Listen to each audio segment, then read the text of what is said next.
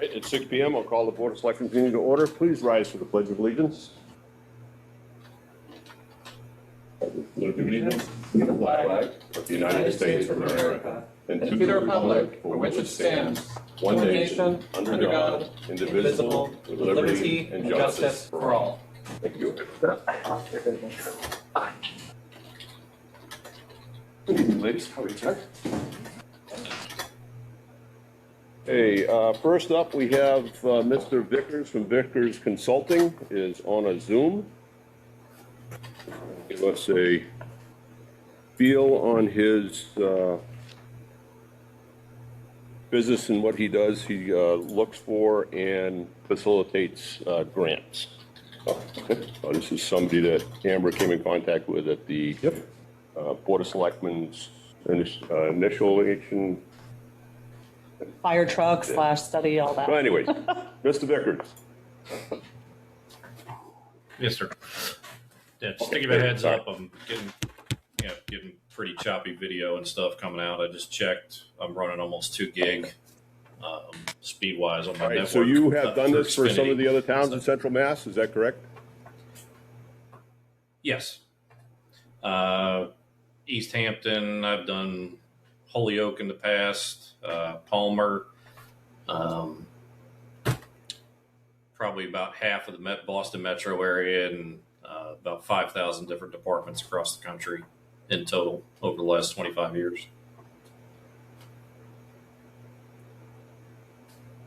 But nobody in the Central Mass area? You've worked with Spencer, correct? Yeah, Spencer.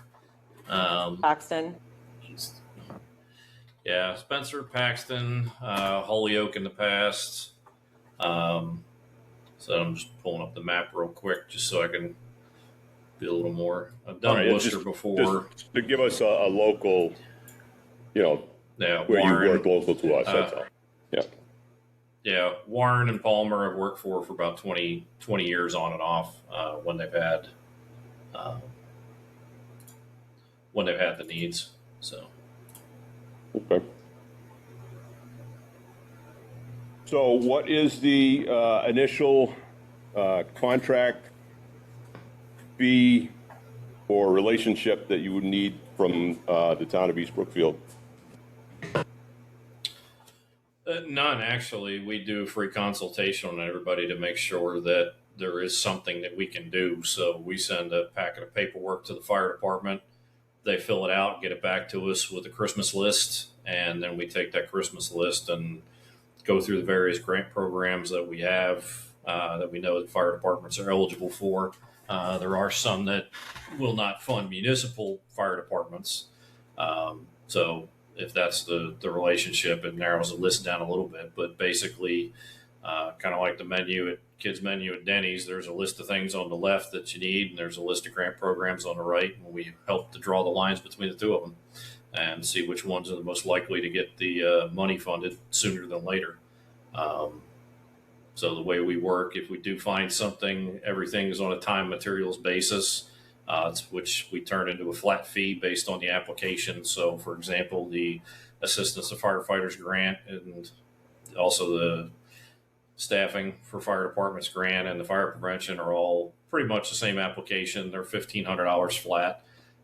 Something like the firehouse subs grant is less work. So that's $650. We can go all the way up if you were eligible for port security and maybe some of the other competitive grant programs. They're about $2,500 just based on the amount of hours it takes to put the application together. And then if there's something that the department wants to go after that they've got no chance, you can't pay us to do it because you'd have a better chance of hitting Powerball. All right, so this is a flat fee. It's not based upon whether or not we get the grant. You don't take a portion of the grant. It's just a flat fee for you to initiate the grant? Correct. If we write something and the grant gets submitted, or on a very rare occasion, obviously our work product is the narrative. We assist with the online entry for certain grants. We do that as a free add-on. So sometimes we've written the narrative. We had it happen twice this year where, because it was such a short grant period, by the time we got it written and it would have needed council approval, they couldn't get it in time to submit it. Obviously, we did our work. We're getting paid for it, but if we don't get it the first time, it's a reduced fee of $250 to update it and resubmit it the next year. As I mentioned, you can't hire us to write for something that is not going to be competitive in the first place. I'm not going to take your money like that. I never have, never did, and I sleep a lot better at night for it. Percentage-based fees contingent on the grant being awarded are not allowed in any of the federal programs. They're generally considered unethical, immoral, and the like because, I mean, I've done $1 million truck grants that took less work effort than it did to do about 50 grand for new bunker gear for certain departments. So it's the dollar amount being requested isn't really an indicator of the work effort behind it. Okay, so we have no line item for grant funding, for grants to be written. So that would be one hurdle that we would have to overcome, whether or not we can call that Professional services? Services under Board of Selectmen, but we have to check the balances of that because we do have other things that we've already committed to. So in order for us to proceed, we just give you to go ahead and you send a packet, or do you want something from us first?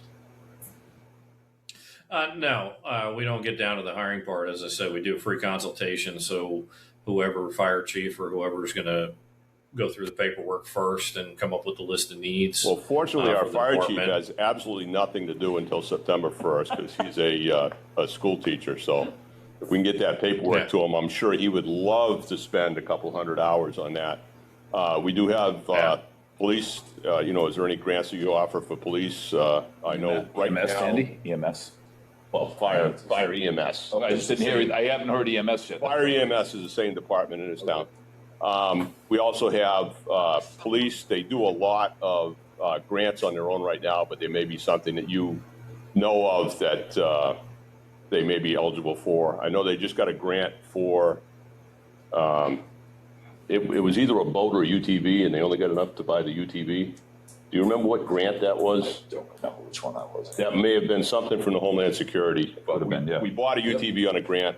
And then we have a water department that we just spent $24 million on 636 customers. So any grants that were eligible for that is what we're really looking for because we have a lot more work to do. And we definitely want to be grant eligible before we put anything out to bid on that. We also have some facilities issues in town. We're going through the Central Mass Regional Planning right now. They're doing a grant-funded ADA study, facility study, and infrastructure study. So once we get some of those results back, if they can't fully fund those grants, those would be something else that we'd be looking at. So I don't see a downside of proceeding on consultation, unless we give Not at all. him authority to sign and No, not give at all. him power of attorney. And we find out that the town hall has been mortgaged, that would be an issue. But I'd like to proceed and see, where it goes, Absolutely. especially if it doesn't cost anything. You want to make the motion, Amber? Do you want to? I'll make a motion that we proceed with a free consultation with Vickers Consultation. For Second. Okay, I will talk to the town of Spencer's administrator Mr. Vickers, and what's Warren easiest for just to you? Do see you want us to send you the list of what the departments that history we is, have how in they made up. town? Is it separate packets for Two each housing. department or is it one packet? It's mainly just a packet for the fire department and EMS related stuff because there's so many nuances to it, Yeah. and there are more grant programs that tend to prioritize. Most of the competitive grants prioritize based on the needs. Certain things like number of calls per year, age of existing equipment. When it comes to a lot of the other grant, you're talking water, sewer, building, infrastructure, things like that. A lot of those are block grants. Yeah. When it comes to searching for things like that, as I mentioned earlier, some of the private foundations won't fund municipal operations. A lot of the other ones are just well known out there, and it's a matter of, and again, it's a case by case basis. A lot of times they're block grants, so it's just a matter of the local economic indicators, like HUD and things like that. Yep. A lot of people are and stuff like that I find I just send to people that are interested, or we'll throw it out in a newsletter, things like that, because most of the time, by the time somebody would type something up and send it to us, they would have been done filling out the grant application already. Exactly. You know, a lot of those we help when people don't have somebody dedicated. There's still some smaller towns out there that nobody is full-time working for the municipality itself. So we handle some of that stuff just because I'm sitting in the office all day anyway. But that's the exception to the rule. A lot of other things like, you know, I tell people all the time, HUD's out there. So if you have a, you know, section of the municipality that's a HUD designated area, that's free money for anything to benefit areas of lower economic status. Unfortunately, we don't have anything designated HUD, so. Good news, bad news. Would you be the designated liaison between Vickers and us, just Yeah, if there's I any don't mind. questions? So, all right, That's so fine. we have a motion and a second on the floor. If there's no further discussion, I would amend the motion, actually, Andy, if we can, to add, to just formalize. analyze that. Yeah, Amber is the Contact. liaison between Vickers and, Yeah, Mr. Vickers, I think we emailed in the past, so I have your contact. So do you have the fire chief's email? yeah, Okay, you can get that to him. yeah. So I can Right. send you our fire chief's email and let you know who's in charge of that. And would you like the police department info too? All right, so we have a motion on the floor and we have an amendment. So first we'll vote on the amendment. The Aye. amendment to put Amber as the liaison. So that was motion and seconded. So all those in favor of the amendment? Aye. Aye. I vote aye. Back to the original motion. Any more discussion on that? If not, all those in favor? Aye. Okay. All right, next we have, Mr. Thank you. Vickers. thank you very much. We'll be talking to you No again. problem. All All right, right, thank you. All right, sounds good. Thanks for coming. all right. All right, no So problem. we have our water superintendent here with Dylan Stanley, who is his candidate for clerk. So, With introduce Bill and Stanley. New hire. Does that be working during the day, Jake? What's the schedule? What's the plan for? Yeah, we haven't figured out the schedule yet, 3 days a week, obviously. So whatever we figure out together. would he be at the plant or would he be in the selectmen's office? Start at the plant, so I can go up to the office here. Yep. If one of the days could be Wednesday, that would probably be great because we have coverage Monday, Tuesday, and Thursday. So if we could have somebody in there just so that there's a presence and then, you know, another day of the week. Once again, nobody works on Friday. So, you know, if you could factor that in, that would be great. Not a requirement, but it would be great if you were available on Wednesday. So depends on you're still in school, right? Okay, so it depends on your class schedule. So. All right. This year, or this semester? This is not that semester. Oh, it is, okay, good. All right, would anybody like to make a motion?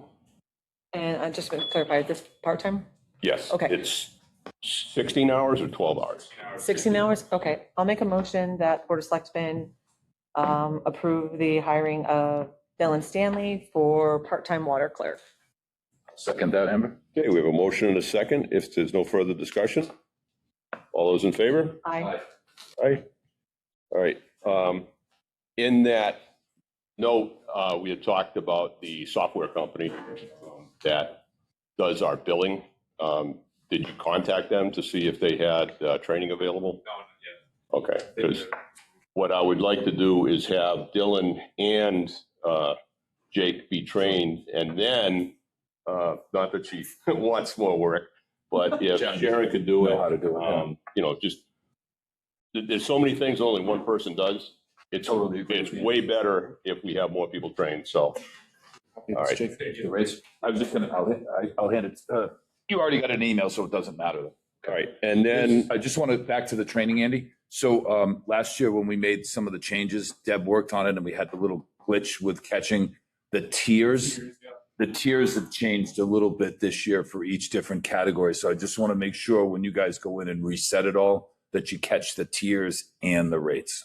Because we had to adjust them both to make it work. So okay, so one of the other issues we have with clerk versus billing clerk. As of July 1st, the billing clerk's salaried position is no longer funded. Yep. Jake had sent her a letter informing of that. Do we Okay. want to formalize that by sending her a letter also, or? I don't know if she was employed by the water department or, right? Well, it's up to you. I don't know that we have to. Okay, that's fine. So the billing that should be going out shortly Yes. will be delayed because we need to train on resetting the software and training new personnel, so. When you figure out what that is, just let me know, because Debbie went through it with me and I took some pictures of the various screens. So if nothing else, I can help you understand like where to click for the tiers especially. So I can help you with that if you need it. And when would you be starting? I can start as soon as possible, so. Whatever it's supposed to be. Tomorrow's good. Wednesday at the latest. Actually, have you seen the treasurer yet for all the paperwork? That's all set. Oh, it is all set. Okay, because she's here Tuesday and Thursday, so I was going to say Tuesday. Good. Excellent. All right. So, motion in a second. Motion and a second. Did we vote that? We did. Yeah, did we approve? Yeah, we did, right? Okay. Yeah, motion approved. Aye, we did. Okay. Okay, great. All right. The only other thing while the water department is here is we have 2 abatements. Is that in my signature pile? They're in the new business file in. Yeah, but the original's in my signature. The original abatement. All right. So, Two of them I saw.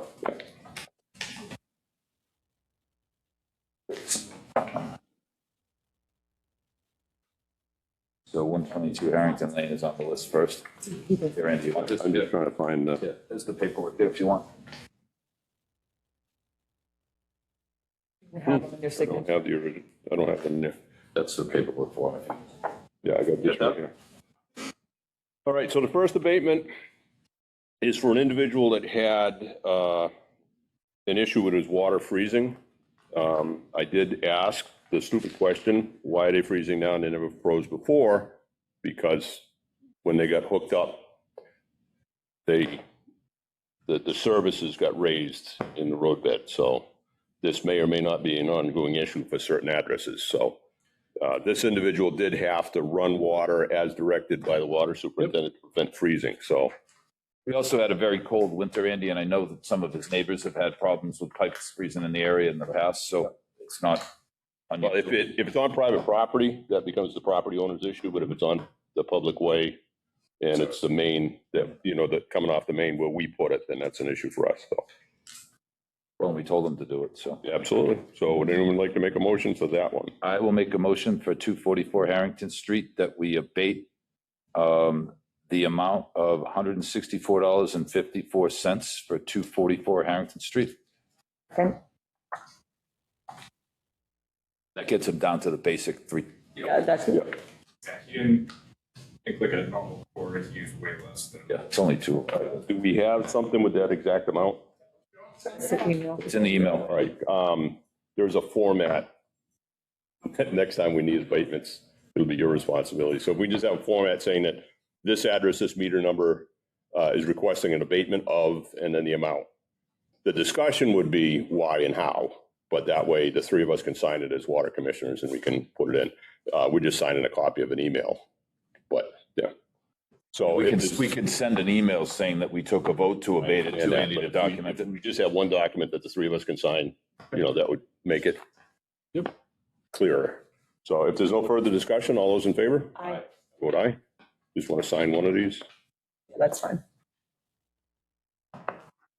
Okay, and the other abatement for 122 Harrington Street, Harrington Lane. Harrington Lane, okay, yeah. All right, Thank you. so this is one that you put a meter in? Yeah, she called a while back, thought the meter was reading in there, she had a really high bill. You know, do a weather detection, and it was leaking. Took a picture of the meter, lost the toilet, took a picture of it after I flushed it, it said like 16 gallons. Toilet's like a 1.6 gallon flush. So I pulled the meter out, put a new one in right there, did the same thing, flushed the toilet, it's about 2 gallons, so obviously I knew the meter was over-recording, sent it out for testing. This was the second bill, so that was all taken care of. What happened was, I think the billing software added both meters. It's in the email. I see, yeah. All right. Did you happen to do a history on this lately to see if the water use is down Yes, yeah. and it's normal now? Yeah. Okay. All right, would anyone like to make a motion? So moved to abate, the water bill for 122 Harrington Lane, in the amount of $450.13. Second. Okay, we have a motion and a second. If there's no further discussion, all those in favor? Aye. Aye. I vote aye. Were you able to get test results from that meter, or did you just send it out? Okay. Have you attached the antenna to your truck and see if you can read I now? have, we've tried a couple meters and so. Do you have an idea of how many of them that you're not getting a reading on are actually bad meters or unoccupied? Yeah. Well, it's just when we do the billing and everybody less than what, 100 gallons, we should know it's an unoccupied house, it's for sale, it's abandoned, or you have a meter issue. You know, if we have some people that leave and go to Florida or, you know, go on vacation, you know, we don't want anybody knocking on your door if you're on a cruise. But, you know, if we have a bunch of bills that are, you know, 4, 5, 6 gallons for a quarter, we should know each individual house. Yeah, most of the seasonals, I have notes in the software, so it's Yeah. seasonal, so. Well, you have seasonals where you take the meter out because it's a summer cottage, but then you have other people that, you know, that leave the heat on low and they're just not here for 6, 8, 10, or 3 months. So, yeah. How many meters did you say, Jake? I missed it. I'm sorry. Down recording? Yeah. 18 or Okay, thank you. Now, we have discussed the meter company. He requests new endpoints. They send him an endpoint, but you're not getting any feedback. No, they gave me, this reader that you can put up to the endpoint, and it tells you the signal strength.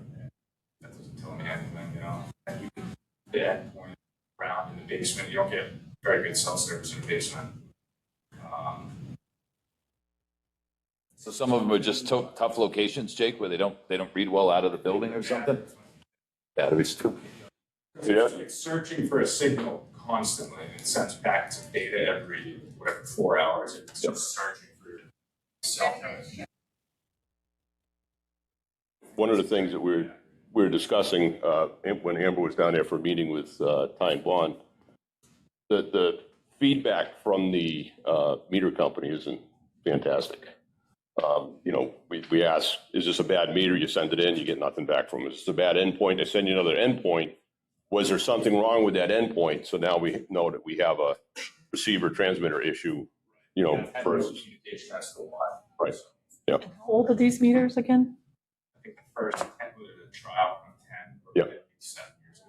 Yeah. Do we know Yeah. the lifespan on these? Is the company, 20 is meters generally, and they really start to stray out when you get out to 20. and they're not really, so the question is, why are they not responding to you if they have supposed to have this 20-year lifespan on them? Right, well. Well, one of the, if you can get a hold of somebody in their customer support or somebody in their tech support, if the life of the meter is 20 years old, what does that graph look like? You know, if at 20 years you have a 50% failure, but at 15 years you have a 25% failure, so that we can graph when we need to start ordering meters and changing them. The towns would do like a subset of the meters, the ones that are first installed, right, change out 100 meters every 5 years. Right. So. If you had done that. Unfortunately, we have 636 meters and they were all installed with like a 2-year period. So, yeah. So. 3 years. So, Meter. Right. But I mean, if we were doing 80 a year, but you we'd wouldn't. have to budget that. Yeah, I don't know, why would you do that if they weren't bad necessarily either, Andy? You could put away money 80 a year maybe, but I don't know that you have to replace them if they're not bad. If you replace them in a schematic scheduled time frame, you wouldn't have to buy 700 meters all at once. Right. You know, Spending money earlier. it's like Scott bottles, you know, you change Scott bottles because there's a 20-year lifespan on you rotate Yeah, them but out. you change them at the 18th or 19th year, not at the 10th year. Right, but we still need to figure out, you know, especially with the ones that have bad endpoints. Is it the structure? You know, do we need to start looking at alternative antenna locations or endpoint locations, you know? There are bigger. That's not the meters, though. That's the communications equipment. It's different. Correct. Yeah. Right. Some towns will actually put their own cell tower. Well, we've got a water tank. Yeah, I was wondering if we could put anything up there. When you said that, that made me think of it. Would that help with the people we're having trouble reading with? Not sure. Once again, that's tech support from the, Well, knowing where the locations are that you're having problems, right? If it's yeah. Do you have, They're scattered throughout town. there, yeah, it's not one area, it's not one low spot, yeah. or there's a series of low spots or problems, yeah. All right, did you have anything else, Jake? Nope, I will have some for at the next meeting though. Actual change order for the well base.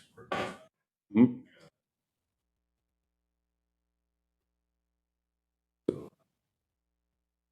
All right, and number 2 is up and running and you can use it, or you still? Awesome. DEP approved it too? Yeah. Oh, wow. Okay, I hadn't seen that. Yeah, we got, A couple months we ago. got a letter for Yeah, it. we got a Second letter. well, I didn't realize that. I thought Yeah, for the second well, yeah. Iron Manganese going- out of the second well.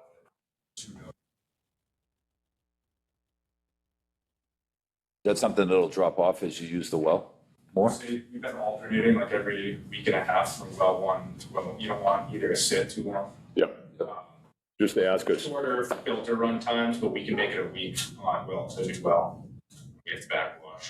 The other well is like a week and a half. So it's That's what I was gonna ask. I was gonna try to ask a halfway intelligent question. How long do you have to go between backwashes? So you can, it's still not, it's reasonable. yeah, all right. What was the pressure differential? I know it was very low on well number 1. Is it, Yeah, so that pressure differential is quicker to reach its max. right, okay. You know, if you start on a Monday, by Friday, it might be 6 PSI, Friday, the weekend. Pushing too much silt left in that. Right, right. Should- Yes, 3 or 4 times. Has it got, is it steady or has it gotten better or? We only ran it twice, so I. Okay, all right, good. Okay, I had one other question too, Jake. Did we receive funding yet for the grant? Do we know? Did that come in? If not, I can ask Donna later when she comes over. Was there an amount of it? Was Yeah, like did it? Or said something came in. 496. I thought we got that in, didn't we? I hadn't heard confirmation. It's been a couple of weeks, so I just wanted to make sure. Did What you about get? the email about, yeah, the did you get the one cybersecurity? today? I looked earlier this morning. I didn't look this afternoon. Is that the one you're talking about, Andy? What's that? The one you sent out about the cybersecurity and the paperwork that needs to be done for that? No, this was one from, Small Towns of Math. No, that's not that I'll one. take care of that because I already did the cyber. I say, are you doing it? Do you need help or does Mary help you or you're all set on that? Okay, you, Let's do the 24th, the SRF application, right, for cybersecurity? Is that what you're talking about? No, this This is, is- because of the emerging contaminants Mhm. grant, they had to confirm that we did an assessment, which I thought we already did, because they needed the paperwork when we applied for it, gave it to them, and I think they need some details on it. she sent you a list, right, of the Yeah. things they want? Okay. All right, I'm just sending you a copy of what we got from, who is this from? Massachusetts Clean Water Trust. The interim note was paid Oh. off. Okay. Yeah, so I just sent you a copy of that because they still have Andy Lavasher on there, so. So the interim, so it's gone to permanent financing, Right, basically. yeah. Which we then need to just, when that grant comes in, make sure that we reduce that permanent financing Right. amount so that our debt service payments next year are lower. That's why I want to make sure we follow through on that. Did we get the paperwork in for the grant for your asset management grant? That's, sorry, It was due on the 14th or whatever, 24th, I thought. 24th. I know you were CC'd on that, or you were addressed in that when we looked at it, yeah. I But think that's they can take new. last year's, reuse a lot Yeah, of that. it's the one that we didn't get last year and we begged for. There's a new one and it closes the end of this month, so Want to see if we can't get that grant application in again for that. All right. All right. And the last thing was the DOT was looking for a date on when we were going to do the work on Route 9. We like spoke about potentially in August when he was gonna do.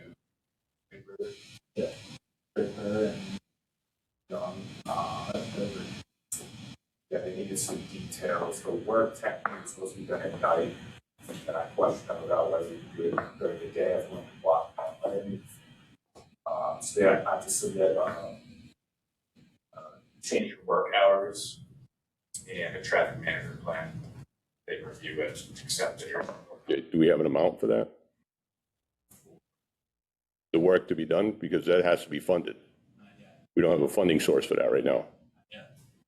So it's delayed as long as anything, there's no. Well, yeah, but I mean, if they want it done, But are they pushing you to do it? Like, yeah, so let's not rush into it. well, it's We'll just, have a funding source. we would have to have a special town meeting to transfer funds from retained earnings into that project, or, you know, for emergency repairs or whatever we want to call it. So we have to look at funding for that, so. Should have a price by the end of the week. Guy from Mass Broken Stone is gonna come out. Yep. That's not the same price as milling and paving. It's considered a patch.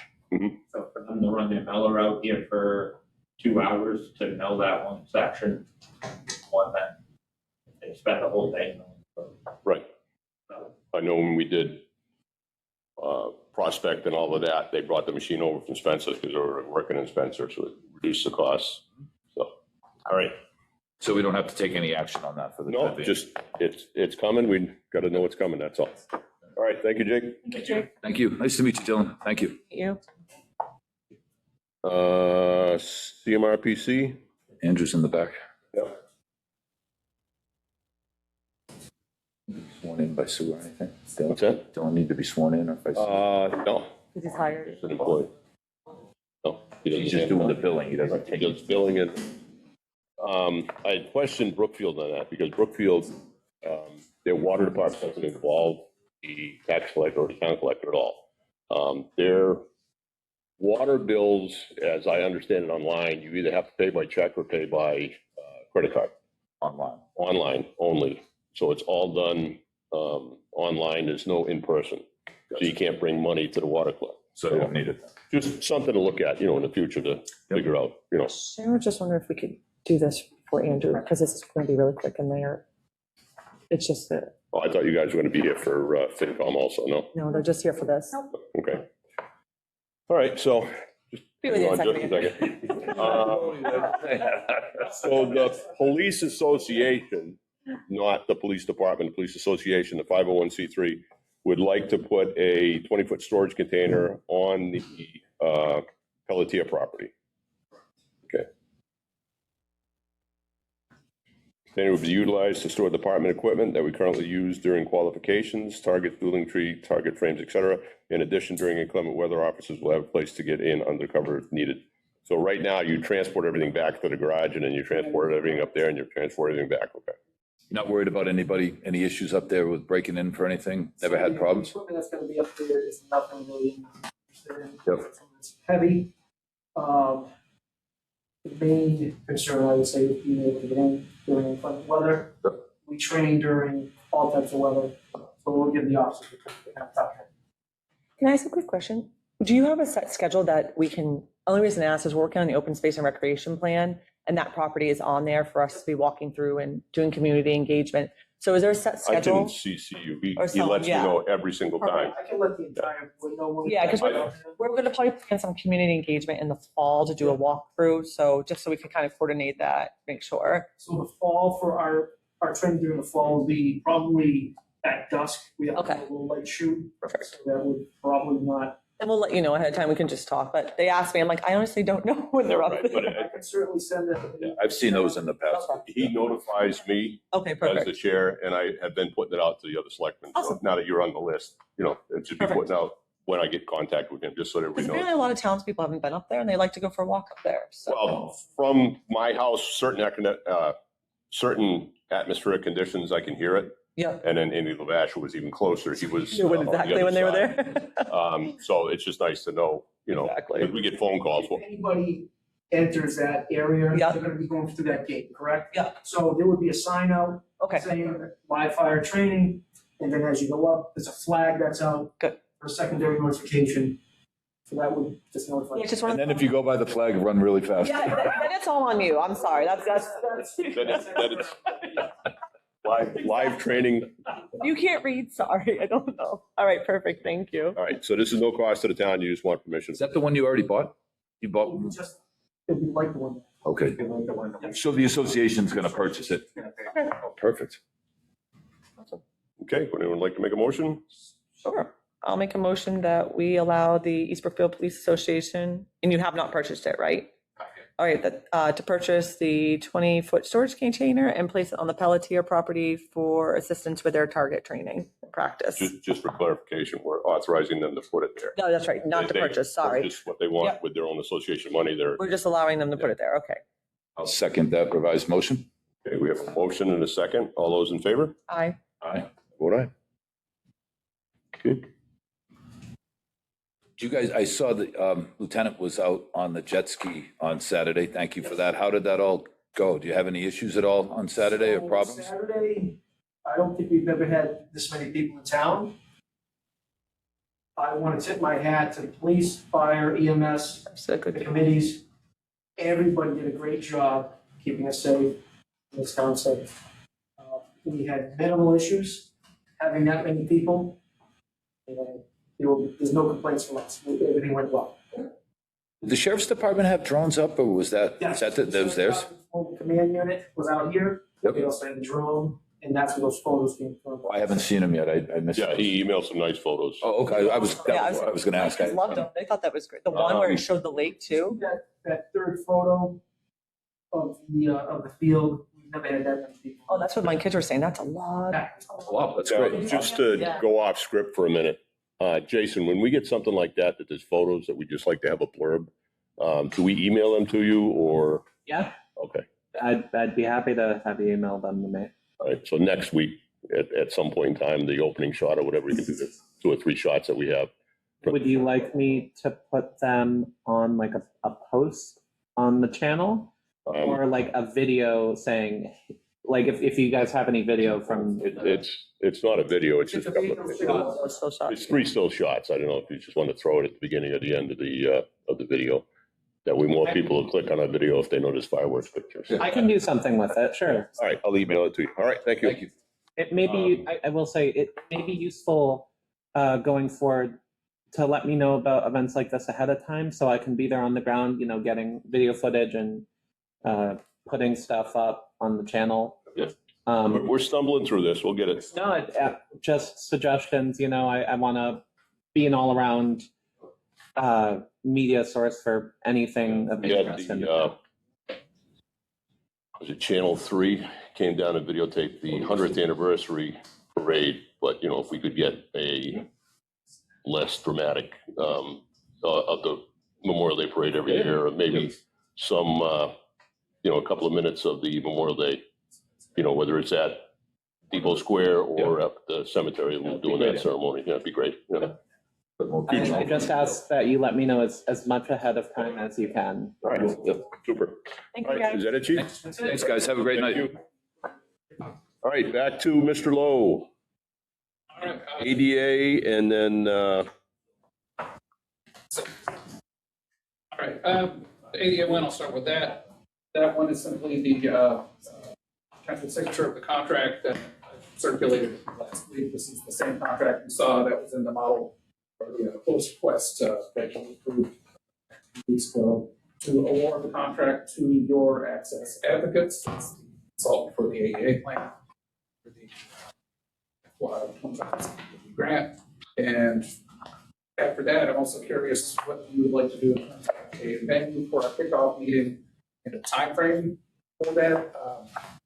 That could be here. I don't know if you want to designate staff or other officials to be part of the committee instead, but I've spoken to the consultant and they're open to your approach. And I think their one stipulation is they'd like to be in town sometime between now and when school opens, so they can get into the school building. Do that stuff, but for you guys on the contract award and kickoff discussion. All right. Did we get a contract yet or no? Yes, I have one here, we got emailed it. Which one is that? It's, This one? no, So the RFP says draft on the other one. okay, this one. I have a- So this is This- the AD, yeah.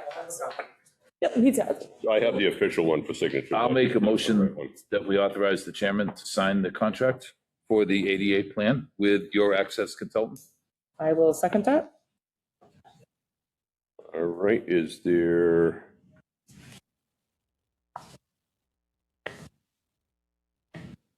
So there's a line for the accountant to sign as well.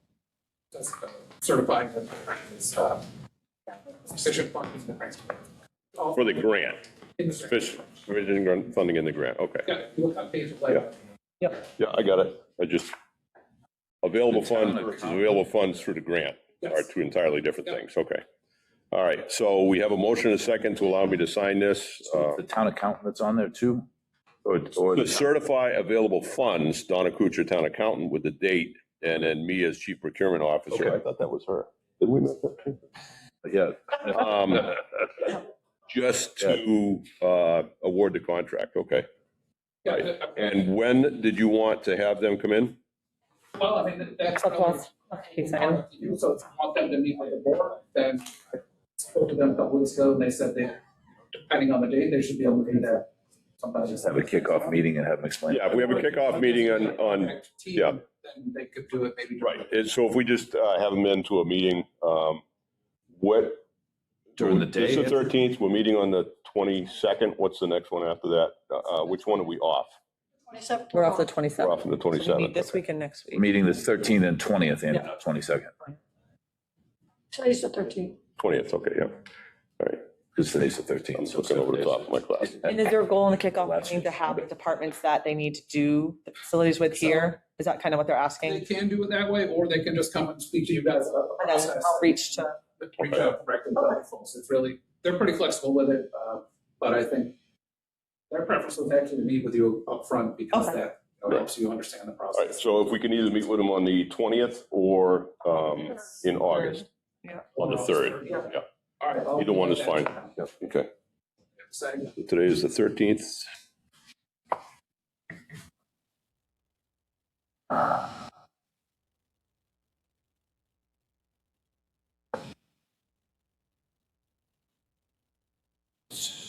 So it would, yeah, August 3rd, okay. yep. 3rd and 10th, and then we're off the 17th, right? Yeah, I think we, I'll try the 20th of this month and or Okay. next month. and see. If they can't do those, then. okay. Okay, That one's done. for that one, she's got it, she's just gonna make copies of it and then you can get it. All right, and next, The other one, so this is the request for qualifications for the facility study, and I may follow with some correspondence a couple weeks ago. Issues with the HVAC here. Unfortunately, this is the one space that the study isn't really going to benefit of all the town buildings. It's really, because CDBG has that, building factor spaces that don't, unfortunately. But with the RFQ itself, really, I wanted to see if you folks had any comments on the general take, the criteria, the evaluation process. And then I did have some more specific questions if you don't have any general comments first. I looked through it. I didn't see anything that stood out. A question with that, is it problematic if we wanted to do an amendment and pay with town funding for the facility study to include the central portion? Could we amend the contract with our own money and pay for, rather than having someone else come in and do a separate You mean assessment? why they're here, Yeah. whoever it goes to? I don't think it's problematic to do it, especially if you were to put that in the bid document as a possible. An ad alternate or something like that, yeah. Right. Yeah, the issue, I believe, in order to go out to bid, we'd have to have the funding available. So could we ask if what the it's- cost would be to do just the central part of the building, Right, Andy? if and see? we could get On the that, towns. just so that we Yeah, for can maintenance know of what town it buildings is. or something? yeah, I think, Well, there's 30,000 in that for the whole year for all the buildings, and if the whole Rather than study wait is- to go to a town. Right, but if the meeting. whole study is $250,000 for everything. It could be 25, 30, 40,000 just to do Yeah, the study. Let's not guess, let's ask, yeah. I think what we could do is, as part of the award process, this is a negotiation. So I think as part of that, you could say, hey, what if we wanted to do an additional task, and here's what it is, give us a price. Right. And we wouldn't have to necessarily award it all. We could get a price and we could take that to a town meeting too, Andy, and then award Just want to make an sure amendment that we're afterwards. not asking for a bid without funding in place, that's all. Well, we can ask for a price, Andy. You can ask for a price, but it's not part of the bid. Okay. Yeah, you know what I could do is I could develop another task, I can't remember how many tasks are in here, but it says, I think 7, right? this says 7, I could do one that's 8, I could put in language saying, you know, this depends on the future availability of town. That's the way I would do it, and put it in the agreement. There's no need to make it outside of it. It's all depending on the availability of money. I will see. If they're going to be here, then. Well, and have it upfront, Amber, too, Yeah. because you can just not award that piece of the work. That's At least- perfectly at least legal. know. Yeah. And then you don't have to go back and do an amendment. You could just, it'd be done. But I'll speak to the town's rep at UHLC to confirm that they're okay with that Okay. approach. But even if they aren't, you could use the information from that to do a separate contract. Yeah, just it would save us a step and get it done faster if we could do it as part of the ongoing work. Okay.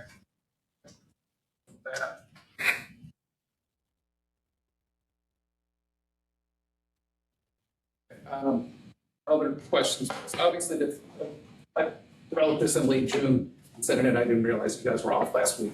But that's why the timeline in here is obviously a little password. It would be, so looking at dates and looking at all the advertising that has to be done.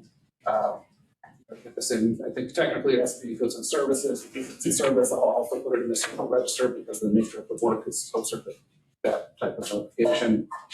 Has to be posted here in town, combines, newspaper. I worked out a timeline. If you were to give me the okay to get this out on the street on next Monday, so I can make the modifications between now and next Monday. Then I think it could be due roughly Thursday, August 8th, so that would give almost 3 weeks for people to respond.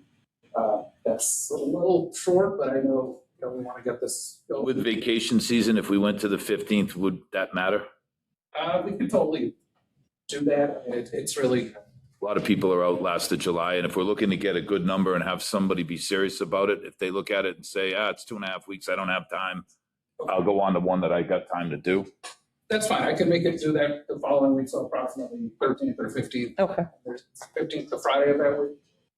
I'll look and see. I don't know off the top of my head. I think so. And then we don't meet the 17th, so we couldn't award it till the 24th. Well, there's going to be a review process. Okay. As part of this anyway, so. So the 15th would be a Saturday, so the 14th would be a Friday. the Friday. Okay.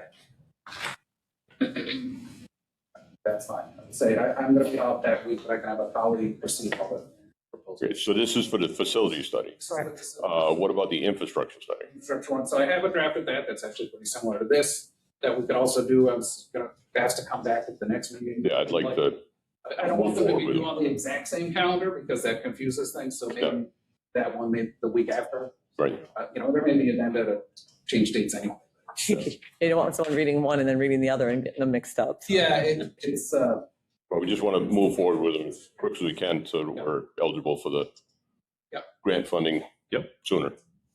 All right, So all right, so that'll be for 8/14 deadline on that. I did have a couple of questions on the selection process. Do you have a preference for interviews? I know some towns like to do them for studies, some towns don't so much. I have it written up with interviews, but not, like a huge amount of information about it. So what if we just saw what we get for proposals, and if we felt like there was 2 really strong candidates and we wanted to talk to them to make a decision or something after we review them? I don't know that we have to interview, but maybe we want to leave it You open. don't have to, there's nothing saying you have to. Can, and because this is basically in compliance with, it's in the model of designer selection, but it's actually exempt from both 30B and designer selection. saw that. It's engineering. You can kind of play it by ear if you'd like to. So I can leave it in there as, they may choose to interview finalists. you can put the words may choose, yeah. Yeah, I think so. I've seen that before, and that's acceptable. all right. All right, sorry, more questions I think these are asked.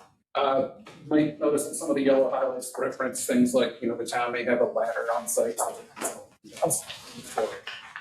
open doors, let people in facilities. There's the guy. Equipment on and off. There's a person that'll answer that question right in the back of the room. I just wanted to see, is that a reasonable thing that we can include in here? He said yes. Thank you.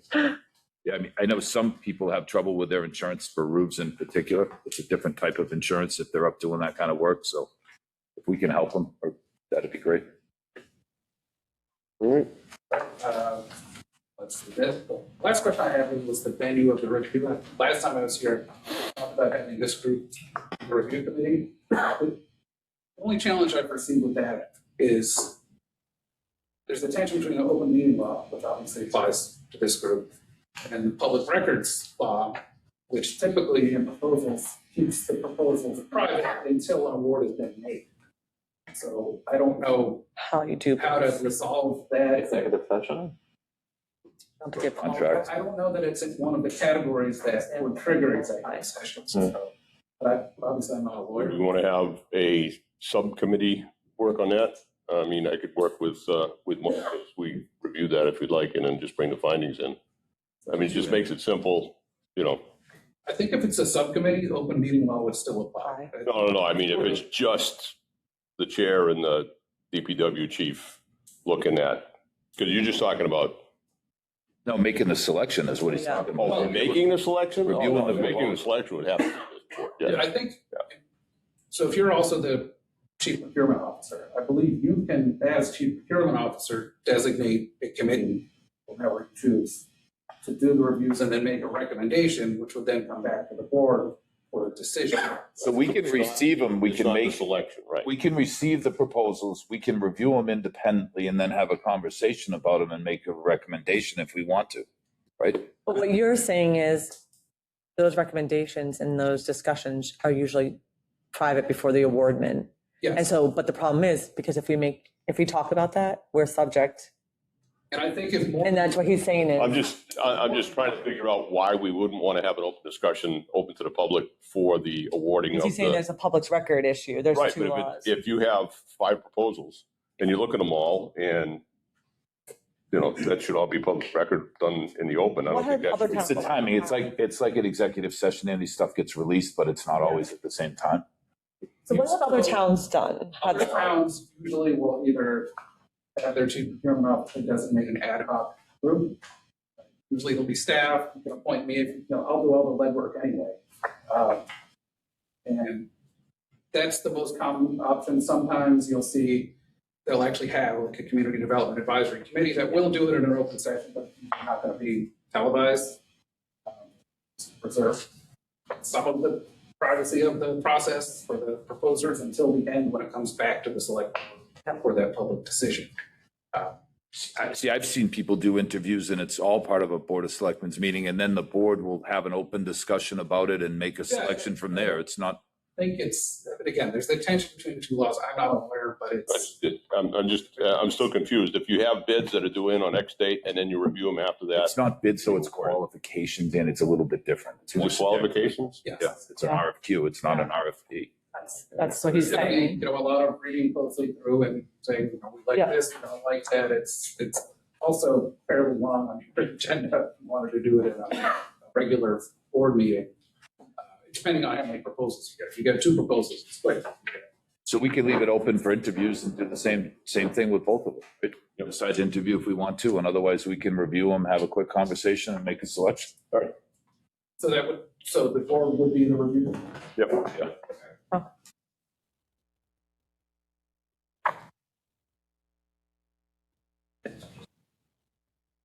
All right, so I'll make the changes that you asked me to. I'll add an optional task 8 for the CDBG and eligible work. Change the deadlines to reflect the timeline we talked about. The interview stuff already drives what we talked about. And they're all set for this one. You'll see the infrastructure study one that'll be pretty close to this. The qualifications will also be different, the scope will be different. So just for timeline purposes, you're trying to get this wrapped up this week and send it out for next week? Is that what you're hoping for? Yeah, what I'd like, Okay. because the What's the service of if I put it in this Wednesday, it will run next Monday. Okay. That'll be central register. If I put it in this Thursday, it'll run next Wednesday. I can coordinate, I believe you said. Well, you said just combines for this. Combines. Sorry. In the corner. And I can run using grant funds and the newspaper. At this point, I'll probably use the Worcester Telegram because they have a quicker turnaround too. And it'll have to be posted to the clerk's office. I can work with that. So we'll aim to get it out on Monday with that. August 14th, okay. Perfect. All set? All set. Thank you. Thank you. Thank you, Andrew. All right, where did Mike go? Siri. Siri? You want to do the Quest Energy thing first? You know, didn't we already do this for this year? Quest Energy. Yeah, You don't have to approve the contract or anything? I thought we already did it. I know they came in, there was somebody else that came in too, Andy. They came in trying to get us to buy solar and then pay them back Yeah. something. It was a little So this, funky. it's not Quest that's doing that there. So we don't need to do anything, that's just an FYI, Sharon? Thank you. Okay, all right.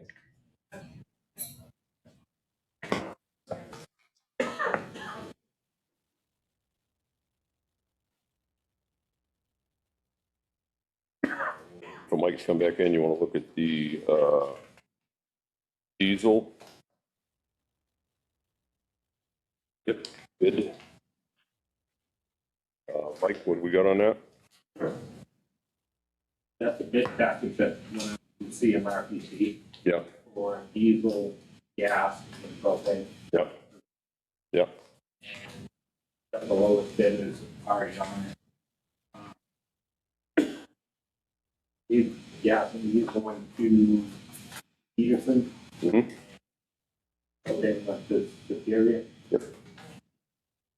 And heating oil too, right? we don't have. Okay, everything's natural gas. Okay, I didn't know if we had it. It was on the paperwork here in the announcement. That's That's just for everybody, yeah. yeah. It's in 10 towns that CMRPC does it for. And every town is using the same vendor? It's all to Peterson? They put it out and whoever you diesel will be Peterson. Same with propane.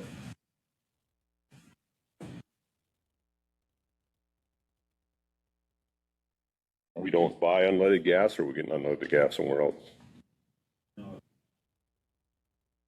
It is. Unleaded gas is awarded too. Peterson, Unleaded gas, it's the second one, Andy. Oh, I was looking at this one right here, the actual vendor. Doesn't have a page number, so it's the back.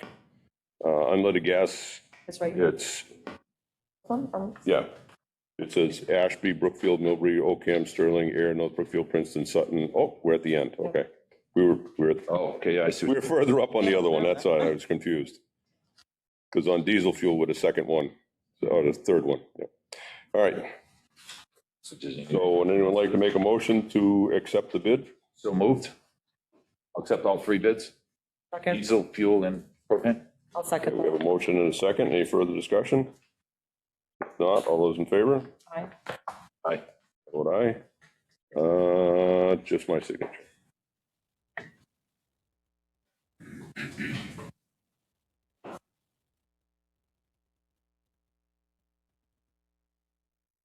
Mike?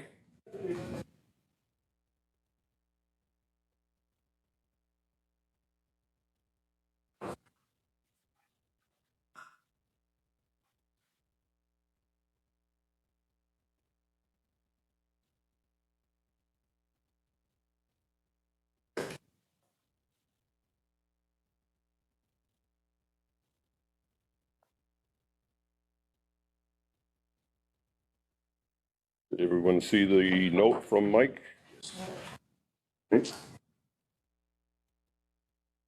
Any, you want to send the bills out August 1st to be due October 1st. Right? Okay. All right, and do we have a survey ready to go for that? Yep. Mark? What's that? Won't be ready to go. Well, no, but we'll be ready for August 1st when he does the billing? No. So we'd have to set out a We have separate a one. contract with the company to set this all up. I have a question here. We get contracts. Otherwise, we're gonna spend $1,200. Yep. And still not get enough responses to make it work.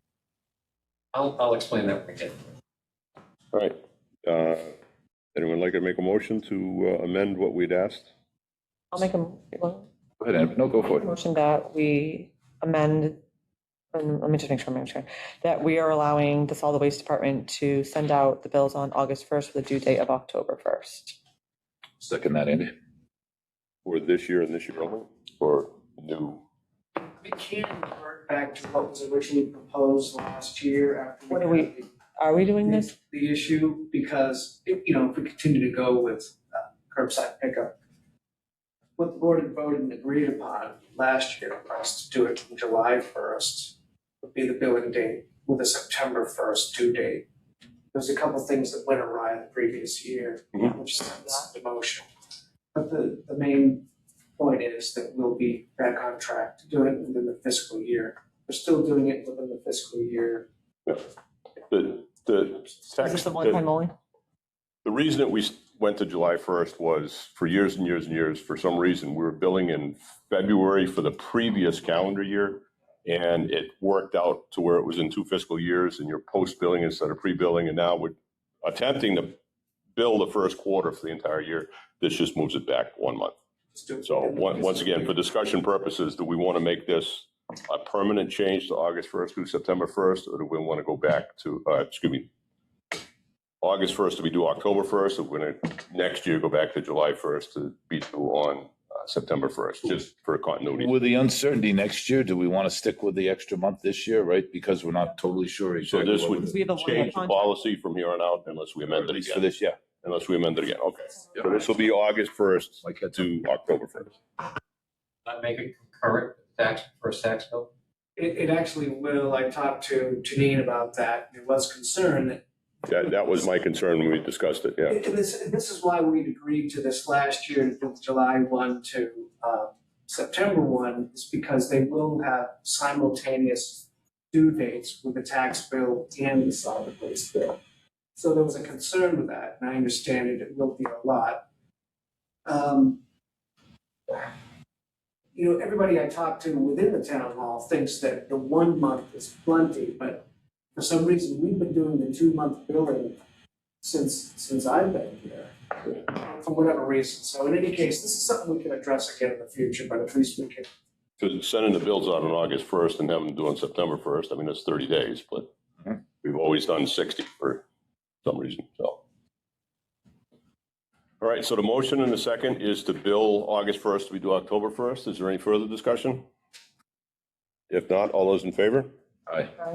What I? All right.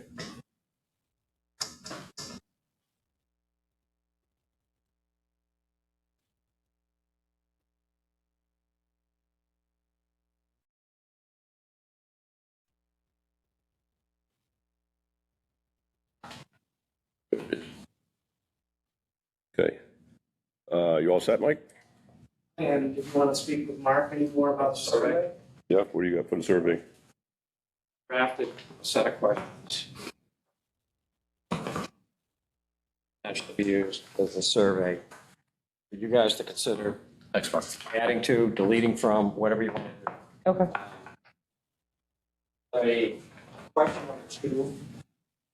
I didn't know how many, that's from Mike, by the way. I didn't know how many vendors we actually have approved, but each one of them would be listed, because this survey can also tell us if people who are using other private haulers are satisfied, not satisfied, whatever the case may be. It just can add to our data.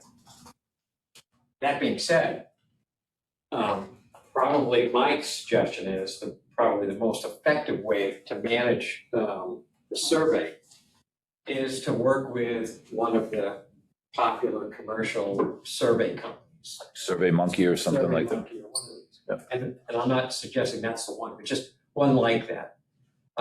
Because once we specify what we're looking for, they can set everything up, so it's an electronic survey. And then we get a data set once we close out a response period. And we can then, as a group, can analyze, all right, what did we learn? What didn't give us any information, et cetera. And the thought being that can also give us a basis and a premise for direct feedback to our current vendor or potentially any future vendor if we decide not to go forward after a year. So with that kind of information in hand, it also gives us a chance to get a feel for what are people thinking in terms of, the carts, toters, whatever, size-wise. It can allow us to give the vendor a heads up, saying, look, 30% of our customers want this size, 40% want this size, the remaining 30 is kind of, I don't care what I get. So from that perspective, when you look at these questions, they not only target service, they target, where the issues are with service, as well as preferences. So that was the basis for this set of questions. It being electronic, you're talking probably 8 to 10 minutes to do a survey. Yeah. You hit send and we have it. A vendor has it. If we do, my experience is if you do a mailer, unless you're also going to provide postage to get it back, you're not going to get much response. And at 82 cents pop for stamps going forward, it gets expensive. These things you can do for a fraction of that cost electronically. Yeah, but with any of those companies, you can do a QR code and just put that on your mailing list instead of sending out this. Yeah, just give people a heads up. There is a survey, go here. Put it on the town website or something. Put it on the Yeah. top. We're gonna be doing- And honestly, what I would hope is that we can work with our Maybe. Intel, our tech. What would the cost of the survey be, and do you have a line item for that now? We do not. That's the other point is we don't have anything for like that kind of a professional service. I don't think it would be expensive. I mean, I did a little looking online, a basic survey, under $100. But depending on how elaborate you want it, how much If it's like that. 100 to 200 to 300 under professional service would be great, but I mean, if there's, $1 for each return and, we don't know No, what it's going I to be. agree So I with you. mean, just if you can get in contact with them and it's $100, Well, that's what I'm it saying. would When be a you look professional here, service when for you the look town. at Websites online. Yeah. Their basic service, some of them as cheap as like $40. I think we'll need something more elaborate than that, but it's not going to be hundreds and hundreds of dollars. What response percentage are you looking at? Whatever we can get. I mean, the more, obviously, the more valid. If we send out, one to every customer and you get 6 back, I wouldn't rely on it. If you get 600 back, okay, that's probably a pretty valid. I've never done an electronic survey, so It's Done a bunch of them. Do them all the time. I've never done one. Do them all the time. Wouldn't do When it. do you have time? So with Survey Monkey, they do offer a range of free service. right. So, I mean, if this isn't a complicated survey, you probably could utilize And the that's, free service there. You still get like a very good breakdown yeah, with data and they can kind of throw together, like the system throws together charts Yeah. for you and stuff. If you need any help with it, I can. absolutely. We I'm also- looking at this right now as, I came up with a set of questions. Somebody else has to help with the rest of it. Well, I was gonna say, so we're in the middle with the open space and recreation plan, actually using Survey Monkey. I can literally ask MRPC, can you give me the breakdown of that cost of what, and because ours is what, 15 questions, 18 questions? 18. And so it's very similar to this.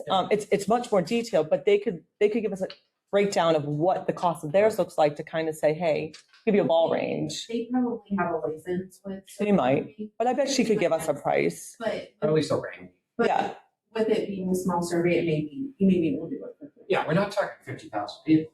We're talking Can we even engage CMRPC to help us with it? I could ask Danny and Charlotte if that's something they could See if they do. would help us with it. I know, just talking about, electronic ones, one of the things we are doing is we're also still making a paper copy, but they're not going to be mailed out. They're going to be at location spots so that so that we don't have to spend the extra money on stampage. So like, there's going to be a drop box, but they're only printing maybe 15 to 20 because they're not really often used anymore. It's electronic. But there's a spot that basically you pick it up, you fill it out, and you put it right in the box there, so you don't have to worry about mailing it.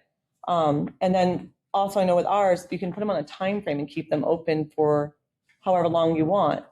So you can kind of track the data. If it's open for 6 months, you can go in 3 months and say, okay, where are we at? Did we hit what we were looking for? Close it down. And I think part of the plan would be that we publicly announce that this is available, not just stick it out there and hope people notice it. It should be out as part of a meeting. On the maybe town some sign over here. posting on the Yep. town sign out here. Yep. A future. I guess what I'm looking at is, yes, of course, the information is important, but it's not like we have to have something done by, Exactly. September 1st. We just entered into a minimum year-long contract with our vendor. This will cover our vendor as well as others that people are using. And it may point out some other questions, concerns, issues that people have, even with their own private homes.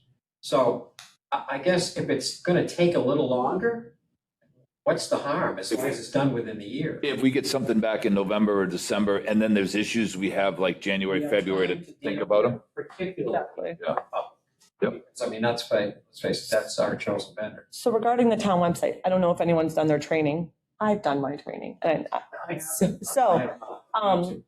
it's going to be each department is going to have a lot of control on what they post. And this QR code of this could be easily thrown up there without an issue. And what will happen is, my understanding, correct me, you've done more training than I, is that users who use that our residents are going to be able to log into our website and be able to be attached to like an email listing or notification. So we can make it that the solid waste department sends out a notification to people who are visiting the site that this is up. It's going to be really directed by the departments. It's not going to be set on one person anymore. So if you haven't done your training, do your training, because it is a lot, but it's going to be really easy to put this information up now.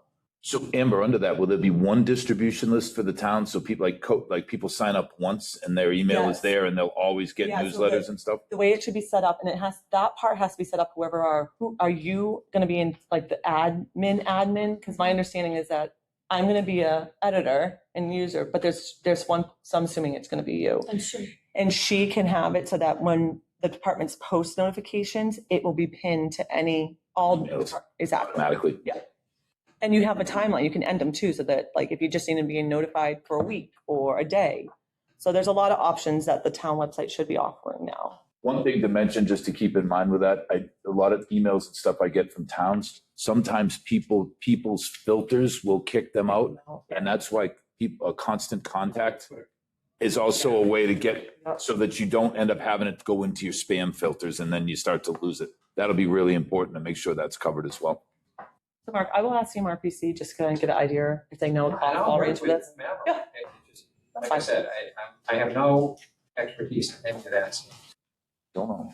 And I'll lean on you for the free part, you can find out. All right, thank you. I know. Thank you for doing this, Mark. Very helpful. I just had one thing too, Mark, as I was looking at comments and questions. One thing that I had heard is people don't want to go to totes. People don't want to go to totes. As I've been driving around town and looking at it, all your private vendors are totes. So the idea of totes, if we go out of the business, is not. I didn't ask the question. I was going to suggest that you. Yeah. But do you have one already if you're using a private vendor too, right? Well, but the private vendor may recall it if they own it. If they choose to go with Republic, if the person who's using the private Yep. chooses to then say, you know what, I can now get it cheaper with a tote from the town offering, Yep. the vendor may recall No, that wasn't my reason why. Mine was just more like, is it all private haulers do it with totes, or do some offer pickup in any way? it. I don't know, Mike might know. I believe- think the vast majority of Yeah, I would say I thought so too, but I just was asking. Jen did the research, every single one in this area. The other option that we had discussed was the availability of going to the the transfer station in North Brookfield. In that case, you would bring your own trash bag to that, or actually a North Brookfield town trash bag to the North Brookfield recycling Yeah, center. it wasn't the bag. It's away from the tote, but you still have to buy the bags from North Brookfield. Right. But it was more the totes and the people that, you know, the physical limitations or whatever that might struggle with it. And that's, but if you have a private, it's not like you get away from that. Even I saw one today, literally, it was some guy with an F-350 state flag with a bunch of totes in the back. And I'm sure he's got like 8 or 10 customers that he picks up from, but they were all totes, there was nothing loose. So everybody has gone that route.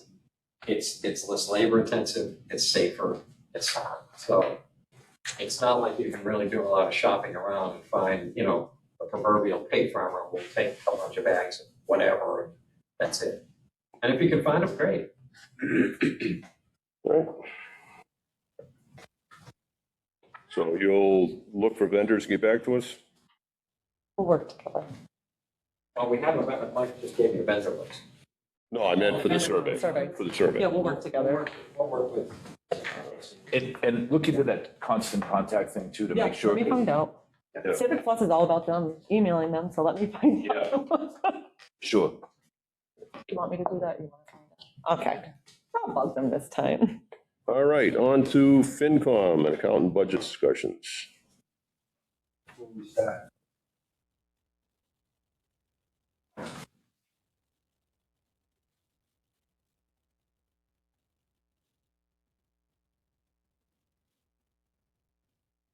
This is a joint meeting. So we'll have well, at least an opportunity for discussion on some key points for communication improvement. Get that today. In the memo. I'm not going to feel anything. Feels thunder, but in essence, I think given the challenges that we all face this year, a critical requirement to mainly the balance budget within the levy. There's a lot of pressure, speeds, and trying to find avenues to save money. With that said, admittedly, some things got overlooked, some things got done perhaps too quickly, without enough exploration, and perhaps the communication pieces work as well as they should. With all of that said, clearly opportunity for both your board and our, and the accountant, communicate more completely while the process is going. In fact, I talked with Rick today about process, making clear what a process is going to look like. Donna has a calendar, and we've got these here. I'll pass these up a second if you don't mind. No, I want. Has a calendar this year, or this coming year. We've never worked to a detailed calendar. We've generally worked to, roughly how long this takes. Sometimes at the outset when the town meeting is going to be, but oftentimes it's not been scheduled yet, the annual town meeting. And we kind of have a routine, but we've never had the level of detail that a true calendar can provide, and then a process attached to that calendar can provide. And that's one of the. And a set of responsibilities. A set of responsibilities for us, for you, for Donna, et cetera. So everybody's clear about who's supposed to be doing what and when, and by when in some cases, because let's face it, a lot of these things tend to be deadline driven because we're working to a hard stop at town meeting, and we can't afford to be, frankly, like this year, the night of town meeting, making final decisions. Nobody was comfortable with that. So with that and with this, let me pass these out. Donna's done a fantastic job on this. Thank you. Bless you. Yeah. Thank you. Thank you. And the FinCom members have not yet seen it. Yes. Briefing.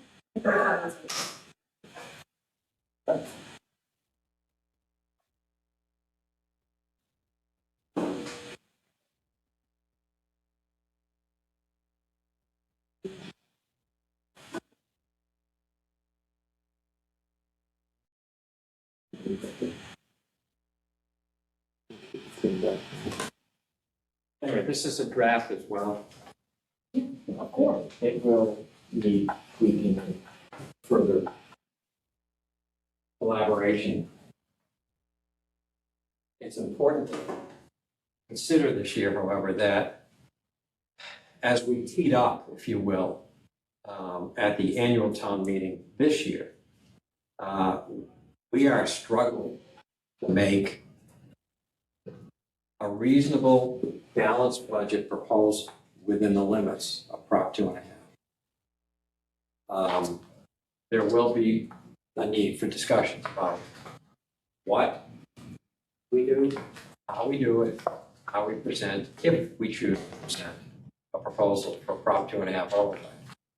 That, to a degree, is incorporated in this calendar. I had a discussion earlier with Leo. Having seen and kind of studied a little bit what's gone on in some other towns, that is by no means an easy, short duration effort in and of itself to tee up an attempt to get an override. Many towns spend 2 years going through the process of education, not only on why the need, what happens if the need's not met, fully detailed plans. One I'll mention is, the town of maybe the city Athol.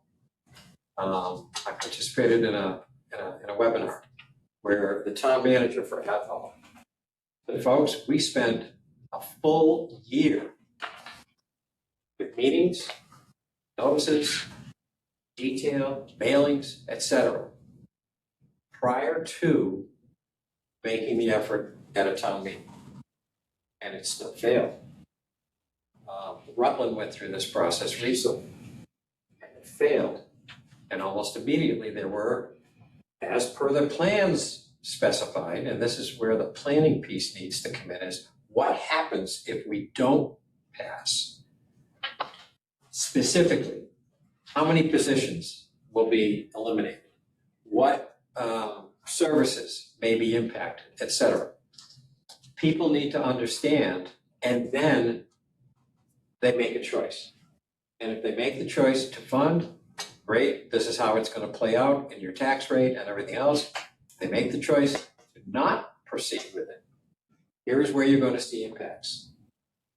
Rutland almost immediately laid off public safety people because that was in the plan. That was not retribution. That was, if we don't pass this override, we're going to lose whatever, 4 positions out of the fire department. We're going to lose 2 positions out of the police department.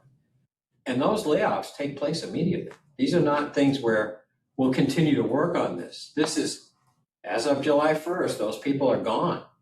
So it takes considerable effort, both with public meetings and between departments and the Board of Selectmen and the Finance Committee. We need to consider our stakeholders. The stakeholders are the town. And, thinking about SurveyMonkey and things like that, like, what do you think about what we're providing currently? How do you feel about what you see? Where do you think there are opportunities to cut? And if we don't take the stakeholders to account, we got nothing. I think I was on that training and he did a phenomenal job. And I think one of the most important points I took away from that was he said he never takes it personally as a no. But the way he preached what he said, which is what everyone needs to understand, is you go into an override always planning for a no. And that is exactly what his 2-year plan was planning for that no. And he made it very clear to everyone. And I mean, they did weekends, they did surveys. But what he said was, as soon as that vote came through that night as a no, and he had the total count, in that next morning, it started. And he made that very clear to everyone. But what he said was, he doesn't take it personally because it's the one time people have the freedom to vote for themselves. They look at it this way, I got to pay my property taxes because I'll be in trouble. I have to do this, I have to do that. It's the one time that residents feel like they have control, that they actually have a say in how the town conducts business. And so that's why you plan for the no, because people probably don't want to spend the extra money because they're thinking about the cost of living. I thought he did such a great job. And I also did the second one, which was what happens when it's a yes override. And both those trainings had such vital points. But I think the biggest thing for me was you plan for a no and you make it clear what that no looks like, so that when that no happens, that the people aren't surprised or shocked that these layoffs are immediate, or that there's a timeline and that timeline does not change. You don't flex on it. And it's never punishment. It's what was laid out. And if you don't do the transparency part, then that's on you. And surveys were important. That's one thing he said was. Right. And if you get as far as the point where you're determining what's going to be lost. Yep. And you don't do a survey at that point, you're lost. I mean, it's like, how do you feel about garbage being collected once every 2 weeks? How do you feel about the streets not getting plowed as often as they currently do? It's not things people think about on a daily basis. Right. Because you have those services and you think they're always going to be there. And he stressed that people don't really understand the consequences until they're in place. And there's always that assumption that's general on people's parts, is that government is not particularly efficient, and there's always some fat there that can be cut away. Well, here's what's going to get cut away if it doesn't happen. And it makes it people's choice one way or the other. But that takes time to put all of that together. It does. And to good, they, as Amber was saying, they conducted, sometimes weekly meetings. He said Saturdays, Sundays. And evenings. Now, when I say meetings, it was not just with department heads. It was It was public. public meetings to give people every opportunity to listen in, to offer input, and to walk away with something that they can hold on to in terms of making a decision. So, again, I'm just suggesting that if we're thinking that we can do all of that and be ready for May, it's going to be a challenge. Already behind. Buckle up, folks, because it's going to get hard. And I think Don has done a great job here. At least laying out the points that need to be done. But if we put it into a process and a project plan, essentially, something we can use every year, where we go from point A to point Z, here are the criteria, here are the people responsible, here are the people that, need to provide input, here's the feedback we need. I think if we put a process that's well-defined and we're all in agreement to, we can make this work really easily. I mean, Bob, you live on project plans, probably. So did I. And, everybody knows what they've got to do. When it's all visible on a Gantt chart. Yep. And, when you miss a date, Get a reminder. or it's slapped. I think the factor in is, and you need to be able to forecast. Do we need an override to cover a shortfall for 1 year, 2 or 3 years? Because if you're lucky enough to get a yes once, you're not going to get one next year. Right. So that's the other. So can I ask, because I'm obviously the newest member here, has this town ever in history or recently or in the future, have we done a 5-year projection? Have we done projections past? Because one of the biggest things that they stressed, and like you just said, Leo, is projecting what the next 5 years to 10 years. Giving us those and warning us every year. Because those, We have achieved, I think, pretty much, right? Maybe you gave us 1 more year than what reality. because those really play a role. And like you said, She starts out every year saying, if we continue to expand this budget, the way we've been expanding it, we're gonna be in the hole hundreds of thousands of dollars. Right, but does everybody see that? I mean, you give it to us, you see it? We've seen it. She gave it when I was still a finance committee member. But one of the things that we have done in the last 5 to 8 years is increased a lot of the departments. But in the future, we don't plan on expanding. If you go back 10 years ago, we had 3 men that worked for the highway and water department. That was it. That was the whole department. We now have 2 water department employees and 4 at the highway department. What's that? 3. You started another one tonight. So the projection that we have. I thought full-time employees. The other issue was we went from 4 to 5 to 6 full-time police officers. We don't project on going to a 7th or an 8th.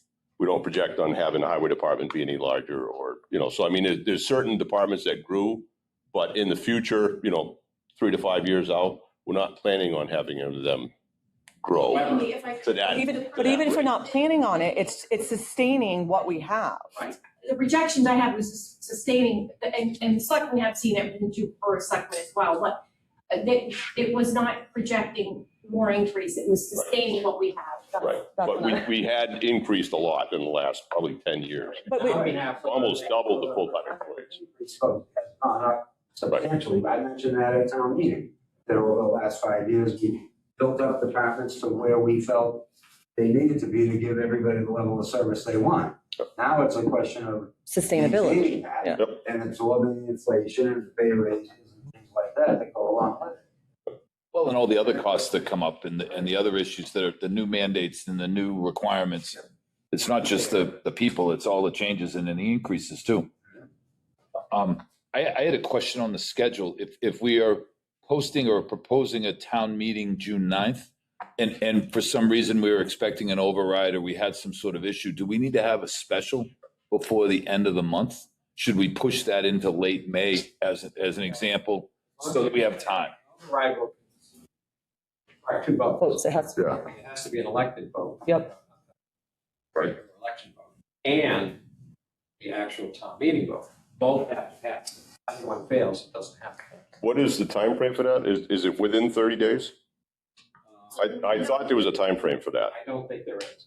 You can have the election before town meeting. Yes. Oh, absolutely. So But the space between the two, I thought there was a requirement for the space between the two. depending on when you have it. So I believe, if you have it at the annual, you have to have it by September 30th. If you have it at town meeting vote after, at a special, I think you have to have it within 60 days, an election, or it's null and void what happened at the annual meeting. But I didn't think. I think it was the open registration for voting is what I was thinking of, has to be within 30 days of the two. Yeah, and I was just saying, if it failed and we had to vote some other budget or process, would we be ready to do it that night, or would we want to have a special after? We have that already voted. That So would we'd have both that night. It would be a plan A and a plan B. Okay. That's how you. Because you don't Yeah. react Okay. to this, you simply enact your alternative. So it wouldn't be a case of now we go back to the drawing board. Unlike, for instance, what happened with the school budget this year. This would be a case of, if you enact an override, this is going to be the budget you'll be asked to pass. If it fails to be enacted, this will be the budget that you'll be asked to pass. It's not a case of, we'll see what we can do. It's, this is what we're doing. So everybody understands that going in. Yep. Otherwise, the assumption is that, well, they'll figure something out. We're not going to pass it. Well, they'll figure something out. No, it's this or this. And this is whatever you propose at an override level. This is whatever you propose at something less. And usually it involves positions. It's the only way to save real money is something that's costly, right? Because you're not going to be within a few dollars of an override. Generally speaking, you'd be a lot. If we were within 100,000 of an override, we'd cover it some other way. I We mean, can figure out another way to do it if we were within $50,000 or $100,000 even. If you're, 3, 5, maybe $1 million off, you're not going to cover that by wiggle room. There is no more wiggle room. We've used all of that up. We used one-time money this year to get there. So the wiggle room is all gone. We can probably safely presume, not assume, presume, that the school budget that was presented this year will be that big and bigger next year, because nothing's changing on that end from the standpoint of contract costs keep going up, Healthcare costs keep going up, et cetera, et cetera. They'll maybe have some adjustments at that point based on a year's worth of operational cost for the new high school. But basically, that's it. And we know what the debt service is going to be. It's no different than our water operation. You know, we projected that out for 30 years. Well, guess what? The same thing's going to happen here. The ability to utilize their E&D is going to be no greater, probably less than what was proposed this year. And it was substantially reduced this year. So we have to plan for that. If some benefactor comes forward and says, you know, I love David Crowdy and here's $5 million, great. But that's not likely. We can't plan. I think the other thing we have to consider is a good communication plan. So while having a project plan is great, it's getting, well, we talked about it today, getting more people involved at the finance committee meeting, getting more people involved at the Board of Selectmen meetings, making sure that there's an exchange of information, that people are talking more about what they're thinking, and keep them abreast of, hey, here are the issues we're facing, and by the way, here are the results you're going to face. So that brings us right into the memo that Mark put together. Thank you for that, Mark. For the communication issues that we had in the past, the previous budget season and season before that, as far as notification to the townspeople and to the various department heads, if we had an agenda that we could look at so that we knew when the finance committee was working on highway or when the finance committee was working on police, when the highway, you know, et cetera, so that we knew. Absolutely. We had voted for an increase in our audit line item on March 2nd. That was not communicated to us. Correct. But we didn't know when you were meeting or talking about Board of Selectmen's budget, and we didn't have any. What you submitted to us. Right, but we didn't know when you guys were discussing it. Look at that. So But that's the point of a project.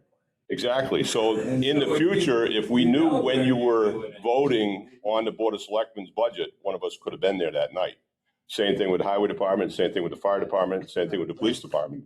They would know. You're making assumptions that really aren't based on fact. This year, for the first time in I don't know how long, the Board of Selectmen met early or as early as possible with the department heads that you control or you oversee.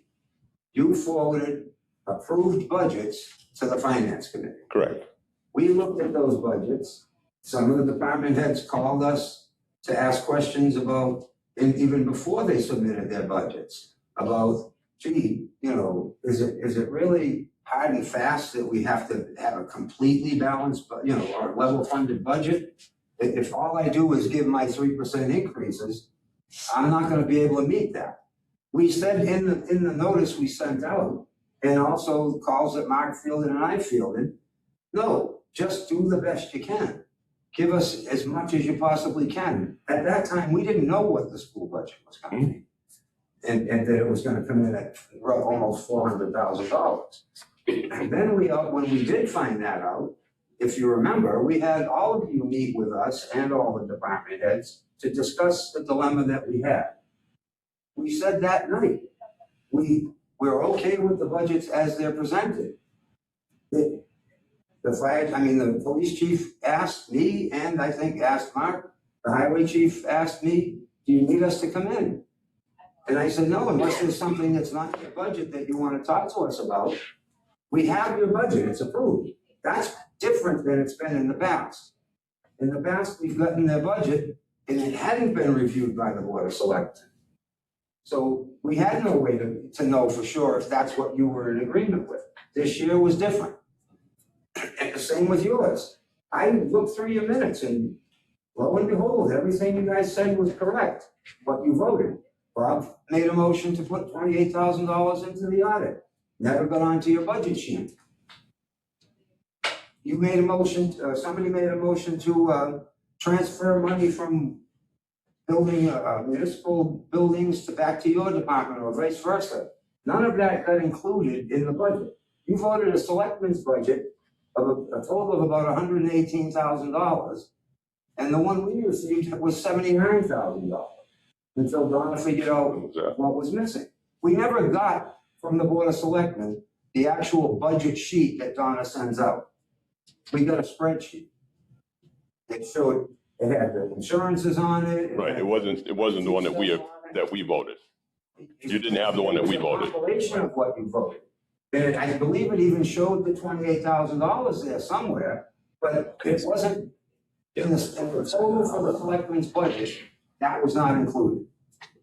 So we were left to assume, and then we saw that it was talked about being funded through a special rather than, and we would have had to recommend that anyway. We couldn't fit that $28,000 under the tax rate this year. Well, that's an ongoing audit that's going to be probably for the next 4 to 5 years. Either way, we typically have never paid for that through the tax rate. Right, because it's usually every 3 to 5 years. But now with the federal funding that we're getting through the grants, we're forced to have an audit every year. It's an expense at the benefit of getting grants, basically, is what it's coming down to. What is the federal level limit amount? Do you remember the dollar amount for the audit? $1 million. $1 million.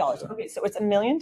So this year, the grant we have, will or won't, we talked about this. So in fiscal 26, in fiscal 27, we're gonna need one because of fiscal 26 revenue that I anticipate, let me back up. I anticipate we'll need one for 26 when it closes. Okay, Because of the loan for the water. that's what was putting it on there too. Okay. After that, I don't anticipate we'll make the $1 million. What's a million is the, Threshold. okay, I thought if we Federal had funding any on federal everything, funding. correct? No, and Don and I talked, if we get approved for the next community block grant for that 70,000, West Brookfield in charge of that, not us. Right, but Their still, it's only audit- 70,000. But It's their not a audit, million. but even so, the audit goes to the lead on that, and that is West Brookfield, So that one where we were thinking would get added together won't because it goes to West. if we get approved for it. We have to pay, it's what payments we make.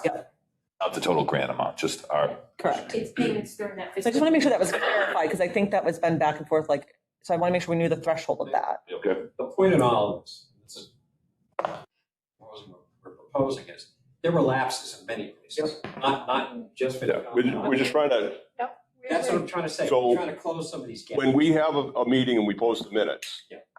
is there a budget? We need to take our budget and mark it up, and then Sharon can get it to you. Yeah. And when you get budgets in, if you can give them back to us, that would be great. Because I know when we did the water department, we asked Jake to look at his standby and overtime. Mhm. And he gave it to Donna like 2 days later. Yeah. And then every meeting we had, We we didn't said, see it. did we get that yet? Did we get that yet? So finally I asked Jake, he gave me a copy of it, and it was actually the exact same thing. He looked at his numbers and it was right. So there wasn't a change. We could have voted that on March 2nd when we voted the rest of them. So So, it's just a communication back and forth, and the first item, kind of walk down this list. The first item is kind of the backstop, if you will. If something gets missed in terms of prior notification or post notification of a discussion, a vote, whatever, at least it's going to, from this point forward, be in the published minutes 2 weeks later. So So you're gonna have a we'll time frame for in that? most cases to say, hey, wait a minute. right, it can be reviewed, right? That's the backstop. though. And you'll be posting that on My Town? On my town government. Okay, making, Exactly, all right. okay. We need the 2 weeks because obviously we're gonna close it out 1 week, vote it the next week. Everything that's out there right now, and I've been going back to this entire season, and backfilling, frankly, is unvoted. And the reason being, nobody is gonna remember in detail what was talked about on, March 2nd, except from the notes and minutes that I take. So I'm simply loading those this year. From this point forward, in the coming fiscal year, I will make sure that whatever gets captured is voted the next week in terms of a draft set of minutes and then posted. So allowing a full 2-week process. That's the backstop though. The upfront is to notify any departments of any recommendations to modify a budget or a warrant request within 2 business days of either the voting or the discussion on that subject. So in other words, if we see something in a budget that says, wait a minute, they already overspent that this year. Why would they ask for less next year? We have a question, or we're simply saying, maybe we need to level fund it, the department will get notified. If there are questions about why this says this, why this is proposed as that, the department will be notified within 2 business days. I won't say 48 hours, because generally we meet on a Thursday, and then you run into the weekend after Friday, nobody's around, a lot of people aren't around Friday. But the point being, the department or the individual, in some cases, will be notified of the question, the vote, the discussion, where it went, whatever, within 2 business days, thereby affording an opportunity to respond directly, come in, whatever. Those situations, however, may lead to sometimes agenda items not being completely complete. If the department decides, wait a minute, I think I need to go to the next meeting, but then it just shows up, well, that's not going to be on the agenda. We welcome people, but that won't be on the agenda. All of this is predicated upon us, Finance Committee, having specific knowledge of how to contact and who to contact. Email, phone call, however you want to be contacted throughout the process, not just if there's a question, but throughout the process. If David has a question, okay, I know David's email professionally, but what if he wants to be texted? I wouldn't have a way to reach Dave. And I'm not singling you out there. I'm just saying, if the information is provided, we'll put it out there whenever. We'll text, we'll email, make a phone. Shouldn't it all be part of the public record though, Mark, through our town emails? You know, just to be. It should be, but what if there's just a simple question? You know, Right, but it's doesn't still need to be communication. 100%. If it is emailed, it would still be part of the When record, can though. I come in? Okay. I can't speak for everybody, obviously, but for me personally, I wouldn't have a problem getting a text message in the middle of a FinCom meeting. Hey, we're discussing this. And What's your opinion on this? Do you have thoughts? We're thinking about doing this. Yeah. I don't care. Yeah. Text me. I'm sitting home. and that's what I'm trying to get at. What light may feel differently. I don't. I can't Mechanism speak for the police chief whether obviously a follow-up email for the public record purposes would probably be appropriate, but to have that back and forth conversation in real time, I think. And that's where this is is helpful as well. If you know, we know, and they know, we're going to be talking about fire and EMS on whatever, April 1st. Are those extra copies? Yes. You guys didn't get copies. On Need more, Leo? April 1st, for instance. Yeah, Mike. Unless, for whatever reason, the finance committee got backed up. Got backed up the week before and just couldn't possibly get to an April 1st discussion, then that's the plan. We're gonna be taking it up that night. Of all the meetings, that's probably the one you would want to make, or you would want to make, or whatever. If it doesn't happen that night because the schedule had to be pushed, you'll get notified. We had to push it till next week, and we're not gonna do that to you at 6:55 on a Thursday night. We'll know that the week before. So from that perspective, again, it's, give us contacts. Let us know how you want to be reached. And we'll do our best to make sure that we reach out that night, early enough, the week before, whatever the time frame allows.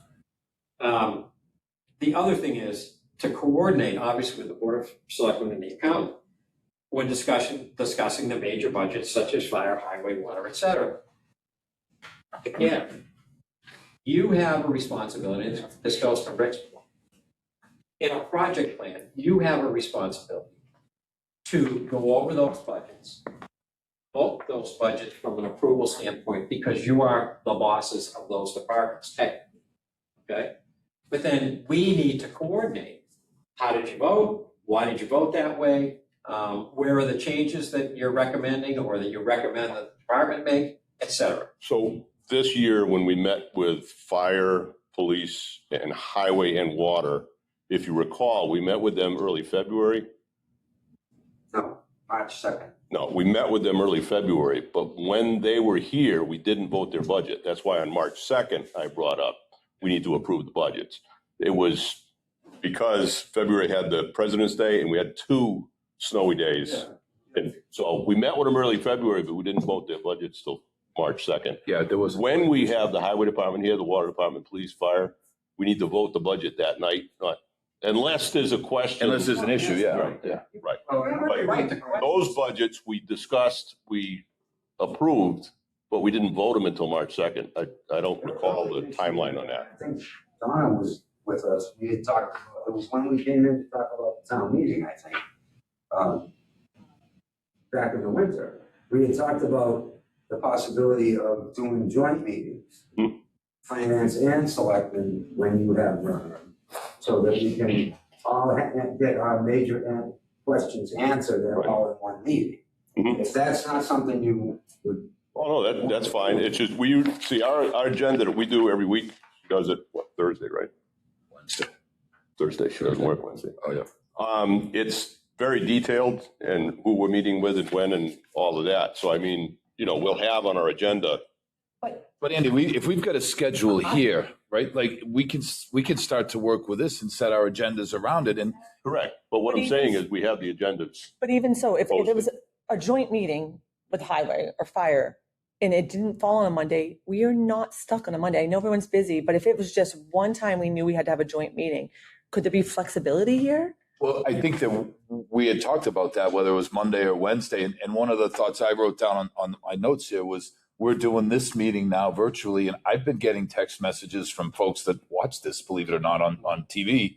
And so now I think if we wanted to be truly transparent and we were concerned about outreach to the public, let's do it on as part of a regular meeting that we can video and then have available online, and or set you all up so your major FinCom meetings, a handful of FinCom meetings, could be also recorded and presented to the public as part of the outreach. If we meet together, and any of us have questions on Mike's budget, we get that all hashed out.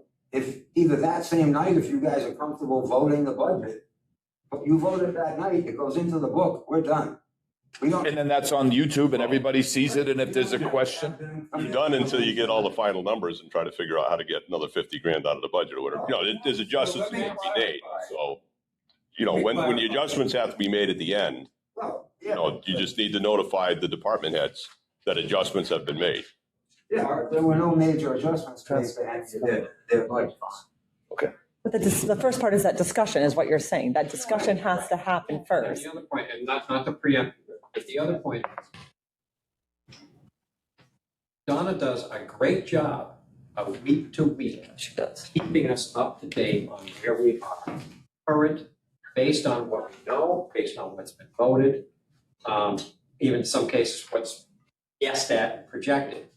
So we don't hit, even this year, we didn't hit the end of the year, 2 weeks from town meeting going, holy crap, what happened to this? Yeah. The only question we had at that point was, what will the final school budget be? Because they had yet to vote it. We knew it would be less than what was proposed. That's what we knew. Yep. Didn't know how much less. Was it 60 less? Was it 40 less? Whatever the case may be, we knew it would be less. But that's where we are. Week to week, we have a pretty good feel for where we stand with regard to the levy limit, deficit, et cetera. Right, which is where your minutes would be handy, because then we can proofread, if you will, where you're at. And that's. Because fine. some things you got, there's some things you got missed, there's some things that got in 2 different spots. And as I know, the computer purchase, we asked that it be put onto the selectmen's budget, which it was, but you also left it on the highway. But just for proofreading, that's all. Nothing in writing, no Just for budget was proofreading submitted purposes. on that. It was kind of, so. Yeah. Everything is gonna come by email and submit by the way it's supposed to be submitted to me, so that doesn't happen anymore, because that's how, it was just a conversation. I'm gonna make a point, Andy, and I know you're busy, probably busier now than you've been in a long time. But last year, you had better attendance than most finance committee members at finance committee meetings. You were at almost every single meeting last year. This year you came to one, and the only one you came to, and that's why I have to find fault with you saying that you could have reviewed the selectmen's budget. You came in to talk about making a change to the selectmen's budget to take money from one account to another to pay for the video recording. That was what you wanted to discuss with us that night.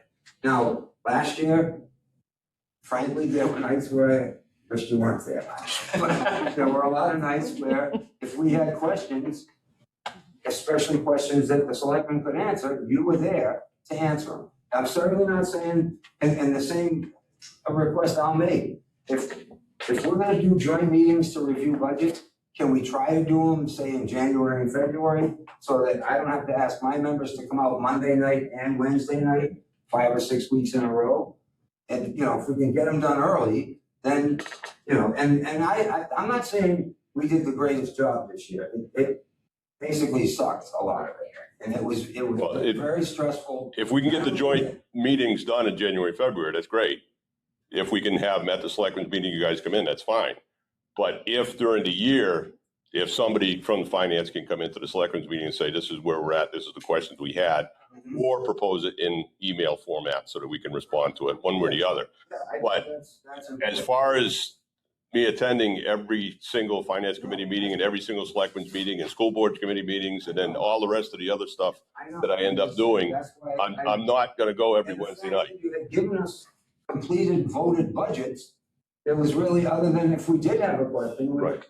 But it's just we didn't get the proofreading. We didn't get the proofreading portion of it. That's all. You know, nobody saw the budget till the night of the meeting, and then of course everybody looked at the budget that night. So if you submitted a budget that you thought was correct, and you didn't hear back from us that we changed anything, what do you need to proofread? We didn't make any major changes, other than we added in things to your budget that we found out after the fact you wanted in your budget, and it wasn't submitted that way. Well, we were expecting a meeting with you for, you know, approval of the budget, like we've done year in year out. What's that? When have we ever done that? Every single year. We have a meeting to go over the budget with you? No, just our budget, just the selectmen's budget. We've always had this, when I was on finance, we always had selectmen in, we always had highway in, we always had water in, we always had. We usually do too, but this year was different because the budgets had already been approved. So I guess our fault was assuming that what you sent us was correct. So I just want to make sure, because The change that we made didn't get. I'm obviously the new girls, but that's what I'm saying.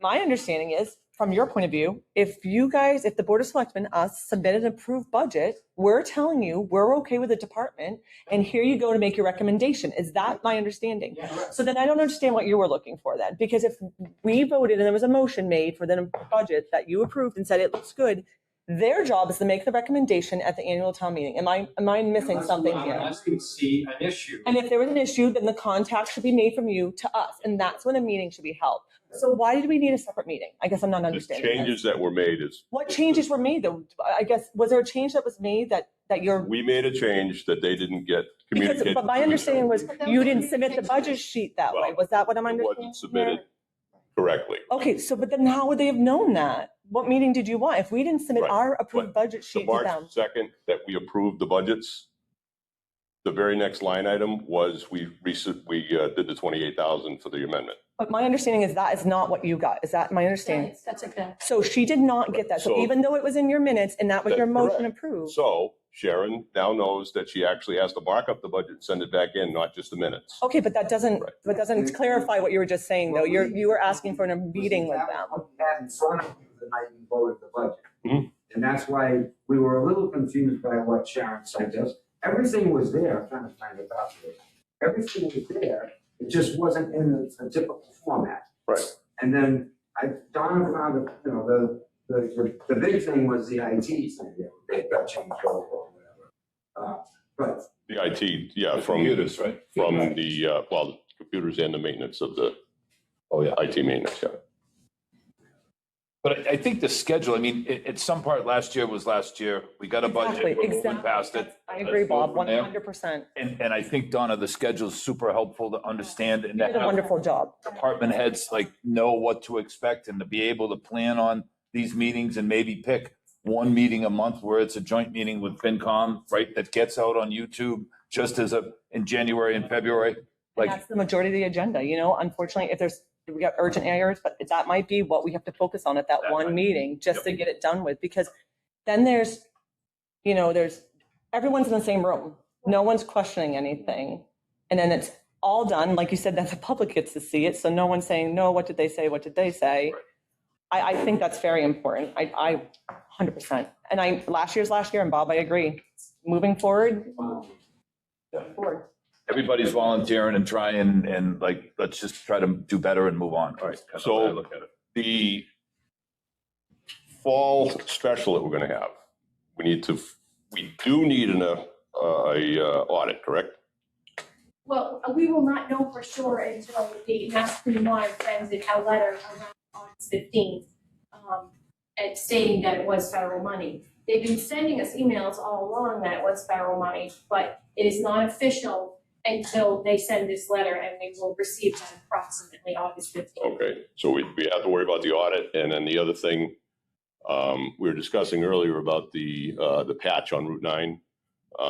The DOT is looking for dates on when that gets done. Now, that patch has to be paid for, probably from retained earnings for water department, because we can't use Chapter 90, it's not a town road.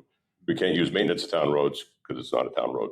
So just for that coming up. And then the other thing was the air conditioner at the police station. Apparently last year on the slip, it got noted that the air conditioner coils are deteriorating rapidly, and we didn't get that information. Also, the 2 heating units for the main part of the building are non-functioning anymore. So at some point in time, in the very near future, we need to come up with a plan on what we're going to do. As you know, the CMRPC has a facility study that they're doing, but it doesn't include the core of the building because it's general government building. They're doing a facility study on the police station and on the library and the senior center and the fire station and the highway barn, but not the core of the How building. are you saying that, Andy? Did they ever say why that? It's Grant. It's a grant. There's a hook on every grant. It's general government. There'd be one for your town hall. It's because it has to be something, what's the wording? Specific, That is.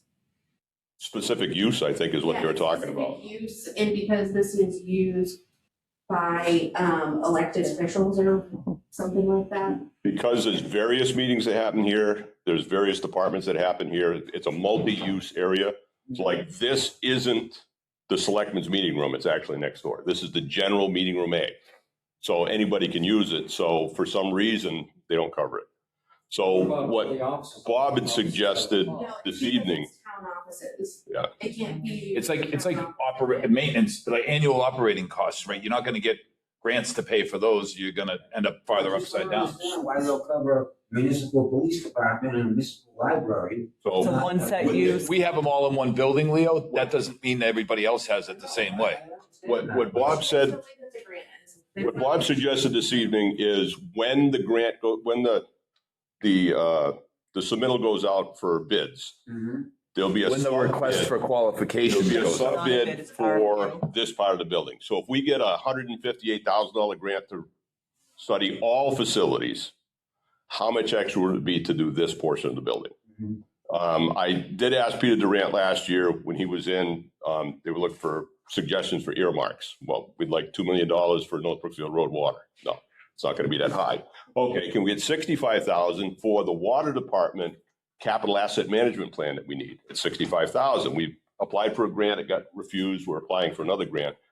But can we get an earmark for that? He said, no, it's too high. You know, I'm usually in the $25,000 range. I said, okay, great. Can we get an HVAC study for the entire town hall, end to end? Because we know 26 years ago, we put in whatever we could afford. And there's a unit at the police station, there's a unit at the library, and there's 2 units for the main part of the town hall. They need to be replaced. Is split units the way to go? No, because they don't heat good. They air condition real good. Is there something else we can use? We'd like to have individual control of each room. What do we need and how do we bid it? So I was looking for an earmark to do a study and have bid specs made up so that then we can go out and see what we can do. But I thought you said. But that you didn't have take- time to do that. The facilities study that we're looking at, it's not even going to go out to bid until August. Monday. Back in August, I think. It'll come back to us August 15th. But that's just for the qualifications. They're not doing any work yet. It's probably going to be next summer or next fall. So everybody just wear their coats all winter when they come. Right, but what I'm saying is, to be grant eligible for the work to be done, we have to have the study done first. So to have any actual work done from what they come up with, we're talking maybe 3 years out. I don't think it's that far, Andy, but it's No, not for the this fall. actual work. That'll So be that, 4 years. That's a long time, Andy. the study won't be done until September to November of 27. Because we're only going out for qualifications in August. Then they're going to go out to bid. Then we award the bid, and then they have the ADA one. They're saying it's going to be 7 to 9 months. So I mean, you have to have the grant. Right, exactly. So I'm saying, If we find money and do the fixes, that's off the grant. The grant's gone, basically, at that point. well, no, there's a grant we can use on any building. Not once you've done the work, though. Right, this part isn't, but we can still do the senior center. We can do something with the fire station. We can do something with the highway barn. We can do something with the, we Town can hall use it on something. Town hall wouldn't be All that's eligible, wrapped Mark. up in one study that isn't going to complete until September, October of this year. And that's just the study. Next year, yeah. The study You got, for all the buildings, but it doesn't cover the core of the building anyway. It's confusing things, Mark. It's two separate issues. The study's going to happen and it's going to ID everything. In between now, when we get that back, which is what Andy's trying to say, we're probably going to we have a problem in this building. that's what I'm So saying. back to this fall town meeting that we were talking about, there's likely going to be some kind of a need for an article to address the HVAC in this building. Two totally separate things. To replace what we have now. Did you say it was 20,000 for both units or 20,000 each unit? Oh, I thought somebody had threw out a $20,000 line item. The HVAC units that we have on the roof were installed 26, 27 years ago.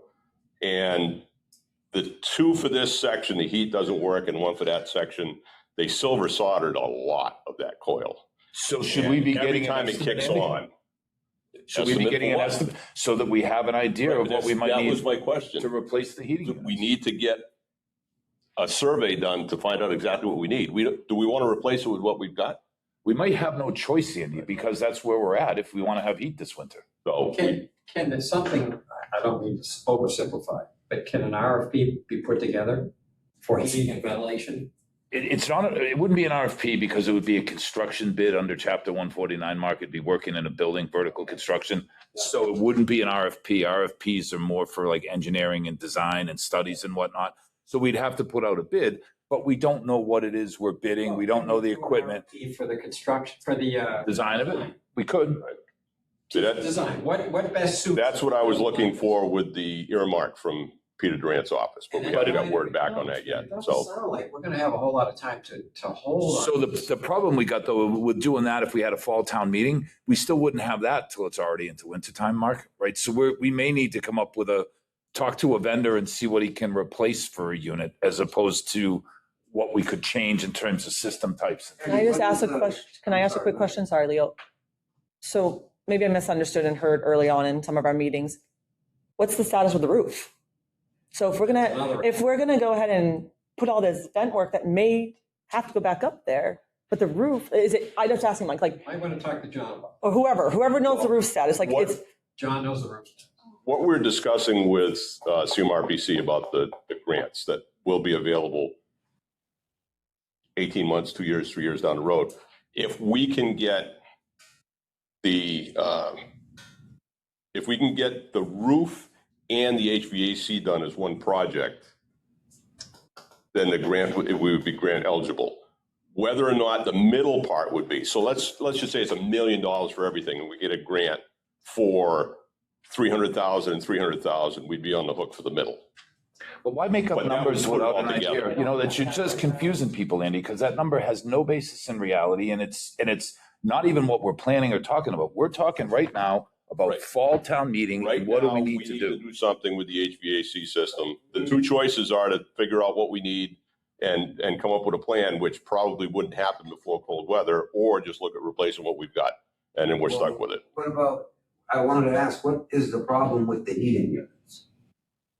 Did they specify what was wrong with it? The heating cord are almost out and they're so ancient, you can't get parts for them. 25 years is that ancient? Yes. Yes. Especially with the heat. You still use your computer from 25 years ago? No.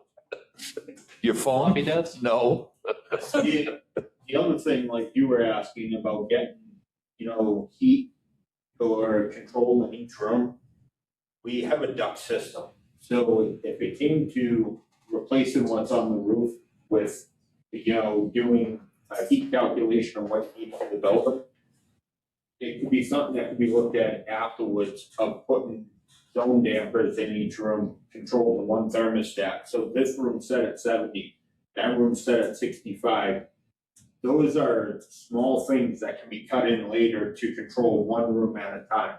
The big thing is gonna be getting heat that goes throughout all of them. Yeah, it's not gonna change, the rooftop units have to be changed, no matter what. If you're gonna have individual control, they do have what's called a PID box that goes in every room that's tied to the thermostat, has a damper that opens and closes till that a certain amount of air in, right? Depending on what you want. And a lot of them have ring heats and things like that, but you're still putting the same units on the That's my roof. question. So You can do that after. now, and then still modify that system later by adding other pieces down the road. You have to replace the units no matter what.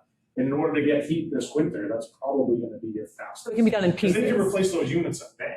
That's. And like you said, if we. You can cut a PO next week and have those things replaced by November. And you said they could lift them off if we went and did the roof a year or two later, right? They could, So that was my question about the, like, I don't want, It would be an additional cost, obviously. yeah, but it could be done. It's not super hard. Could be done. A lot of these may not have to be done. Some of them are usually put up. Those all have it. Yeah, So. so Okay. they're gonna. So the roof wraps around it? The roof Yeah. wraps Okay. around them and the units sit on top of Okay. them.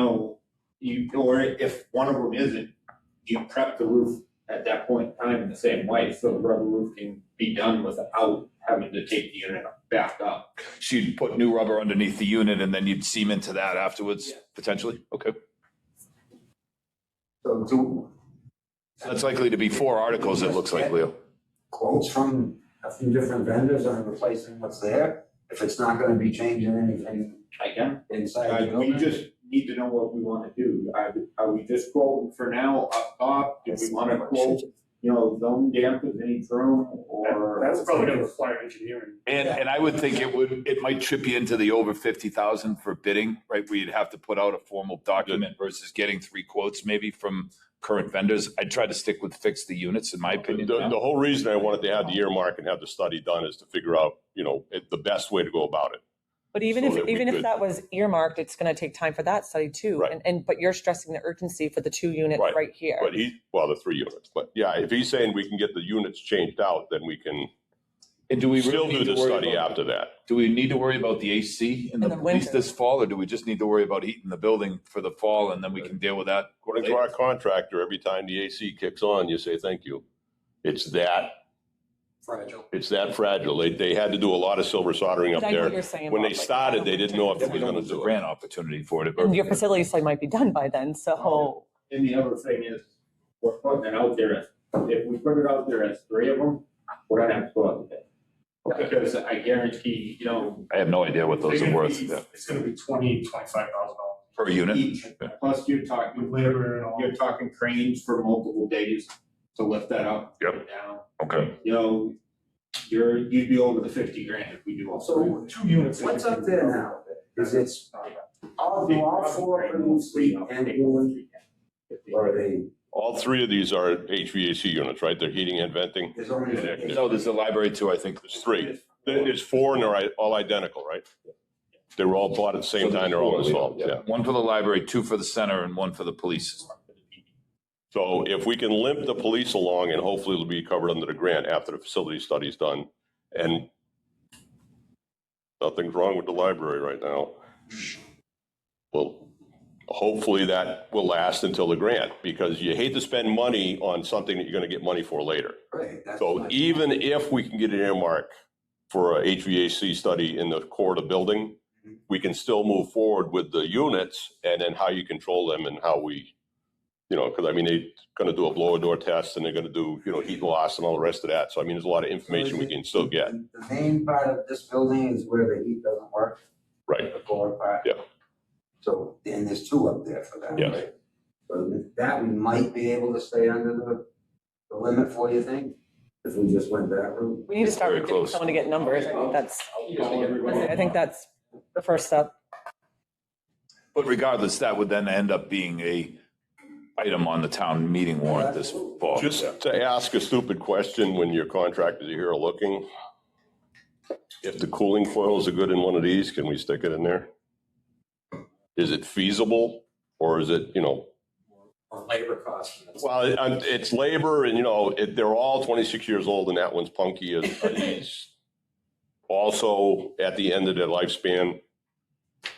Just to throw it out there, just to try to limp that along. Yeah, get you to the grant. But we're trying to limp that for, That's what Dave was saying. yeah. Yeah, that would be the way to present it. Look, we know it's not the idea, but could we limp through because we're hoping for a grant, you know, a year or two out? So there'd be 3 articles. Likely, we probably wouldn't do the air conditioning then. Because you listed 4 things, Andy, so. Yeah, I mean, So 3 articles right now we know about that we're likely gonna have to address. You get a warm fall day, open a window. Yeah. September's pretty warm. September 17th. October, maybe? Who knows? We're gonna need heat that day. Okay. Yeah, September 17th will be the day. For what, first snowstorm? No, not for a snowstorm, that's when you're gonna need the heat Why to would kick you on. say that? I want it. How many? Bring it on. September 17th is when they start playing Christmas music. Through the chair, I actually had a few things. Number one, Spencer does do the joint Board of Selectmen and Finance Committee meetings ahead of the annual town meeting. I've found that to be a system that works well. And though interdepartmental communication is outside of my purview, I'd be more than happy to assist in my capacity as Media Services Department in ensuring, you know, communication gets out to the public. So please don't hesitate to use me for whatever you see fit in that regard. Thanks, Susan. Of course. Chief, did you have some budget issues that you'd like to discuss? I got my answers, other than, we're gonna have to probably put an article on the special town meeting to figure out what we're doing with the emergency management. The emergency management director's salary was completely slashed, so. Well, is there any functioning emergency management department? Yeah, I mean, Well, we haven't seen, other than the paycheck bill and the phone bill, there hasn't been any other activity. I have No grants have been applied, communications with. no supplies have been bought. Right, so the supply budget, What's the point of the this? supply budget, we don't really spend because we don't have a search team or any of that. So the emergency management director's job is essentially to be the go-between between NEMA and the town. So have conversations with our NEMA reps and anything that happens throughout the state as far as notifications and things like that come to me as the emergency management director. And it would not come to us fire chief? Of course it will, but it's through the emergency management director's position is who officially NEMA coordinates. Now, if we don't have an emergency management director, by default, they're gonna call me anyway, probably. But, you know, to say that we haven't applied for any grants, that's not true. I didn't apply for the grant this year, but we have applied for grants the last 3 or 4 years. And we've received a few. So anyway, my main point is, are we gonna continue having an emergency management director? Are we eliminating the position? If we're not eliminating the position, who's doing it? I was reappointed this year, but I have not accepted the appointment, because I found out that there's no faith to do it, so. We're gonna get rolled into the fire chief's job. It is a completely separate job. It was done by a separate person prior to COVID.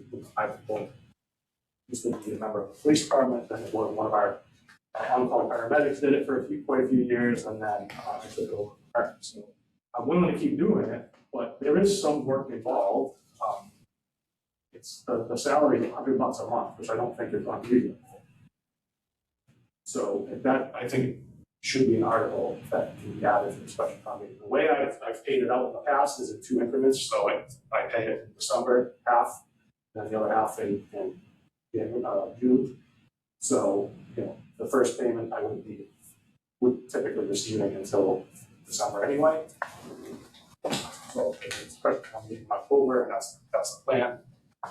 Well, I'm considering to continue serving. But if the plan is to just zero it out, then somebody else can do it.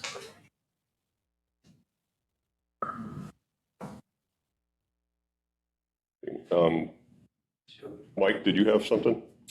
Same thing, most of the stuff got answered with notifications. The only other thing I had was like year-end transfers of it actually making a full loop and getting the papers back, saying that me and Mark had discussed it already, because you don't know when the money goes in your account.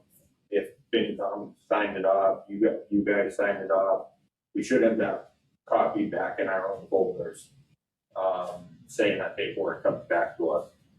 And the only thing I saw was the tree warden budget got cut, and didn't know about it till the day after the annual when I see the paper.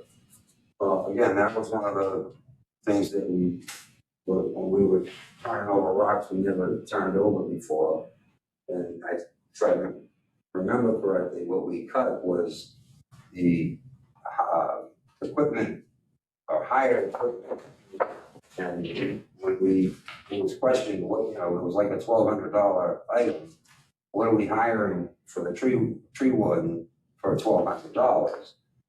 So we looked and there had been expenditures, and when we looked at what they were, it was actually purchased equipment, which you're not supposed to do out of a hired equipment account. So that was the reason why we felt like and I think we cut part of it and rolled it into, Mark, you correct me. Yeah, we combined collectively two separate line items. And the equipment account, I think they had an equipment purchase account and a hired equipment account, and they spent the hired money buying equipment, which is not correct. And I guess the other point of that was, and Donna noted, when we talked about the hired versus purchased, she wasn't aware or clear what was this buying. Right. And frankly, we need to make sure anybody that's buying stuff, it's not just here's the slip. There's some kind of an explanation that goes with it. We needed this and such. We had to buy this and such for this reason. Versus, just stick it in that account. She's not going to know otherwise. So the equipment company, it was Yeah, equipment in on this the case, invoice, it was, if it was hired or bought or rented.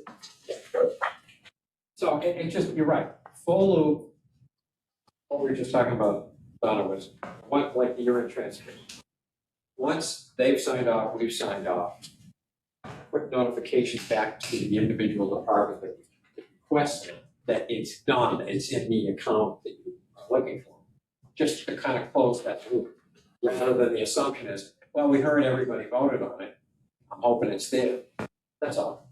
Are there any?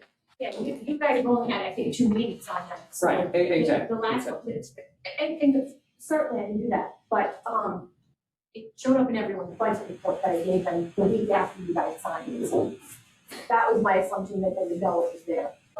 So, Is there any additional year-end transfer? yes, I have it. Once we conclude. Because it is July the We're gonna break it out. 13th, yeah. I wanted to bring up something since you guys are here and we're here, so kind of make this a joint meeting.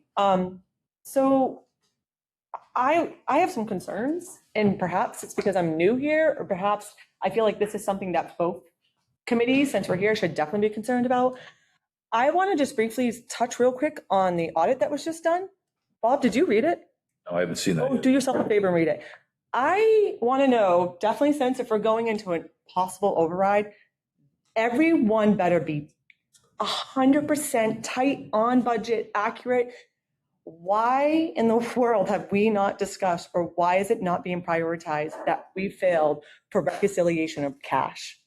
That should be a priority.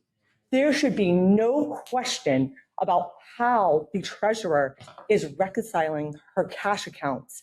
It wasn't just a little fail, it was a big fail. And I want to know why this is not addressed yet.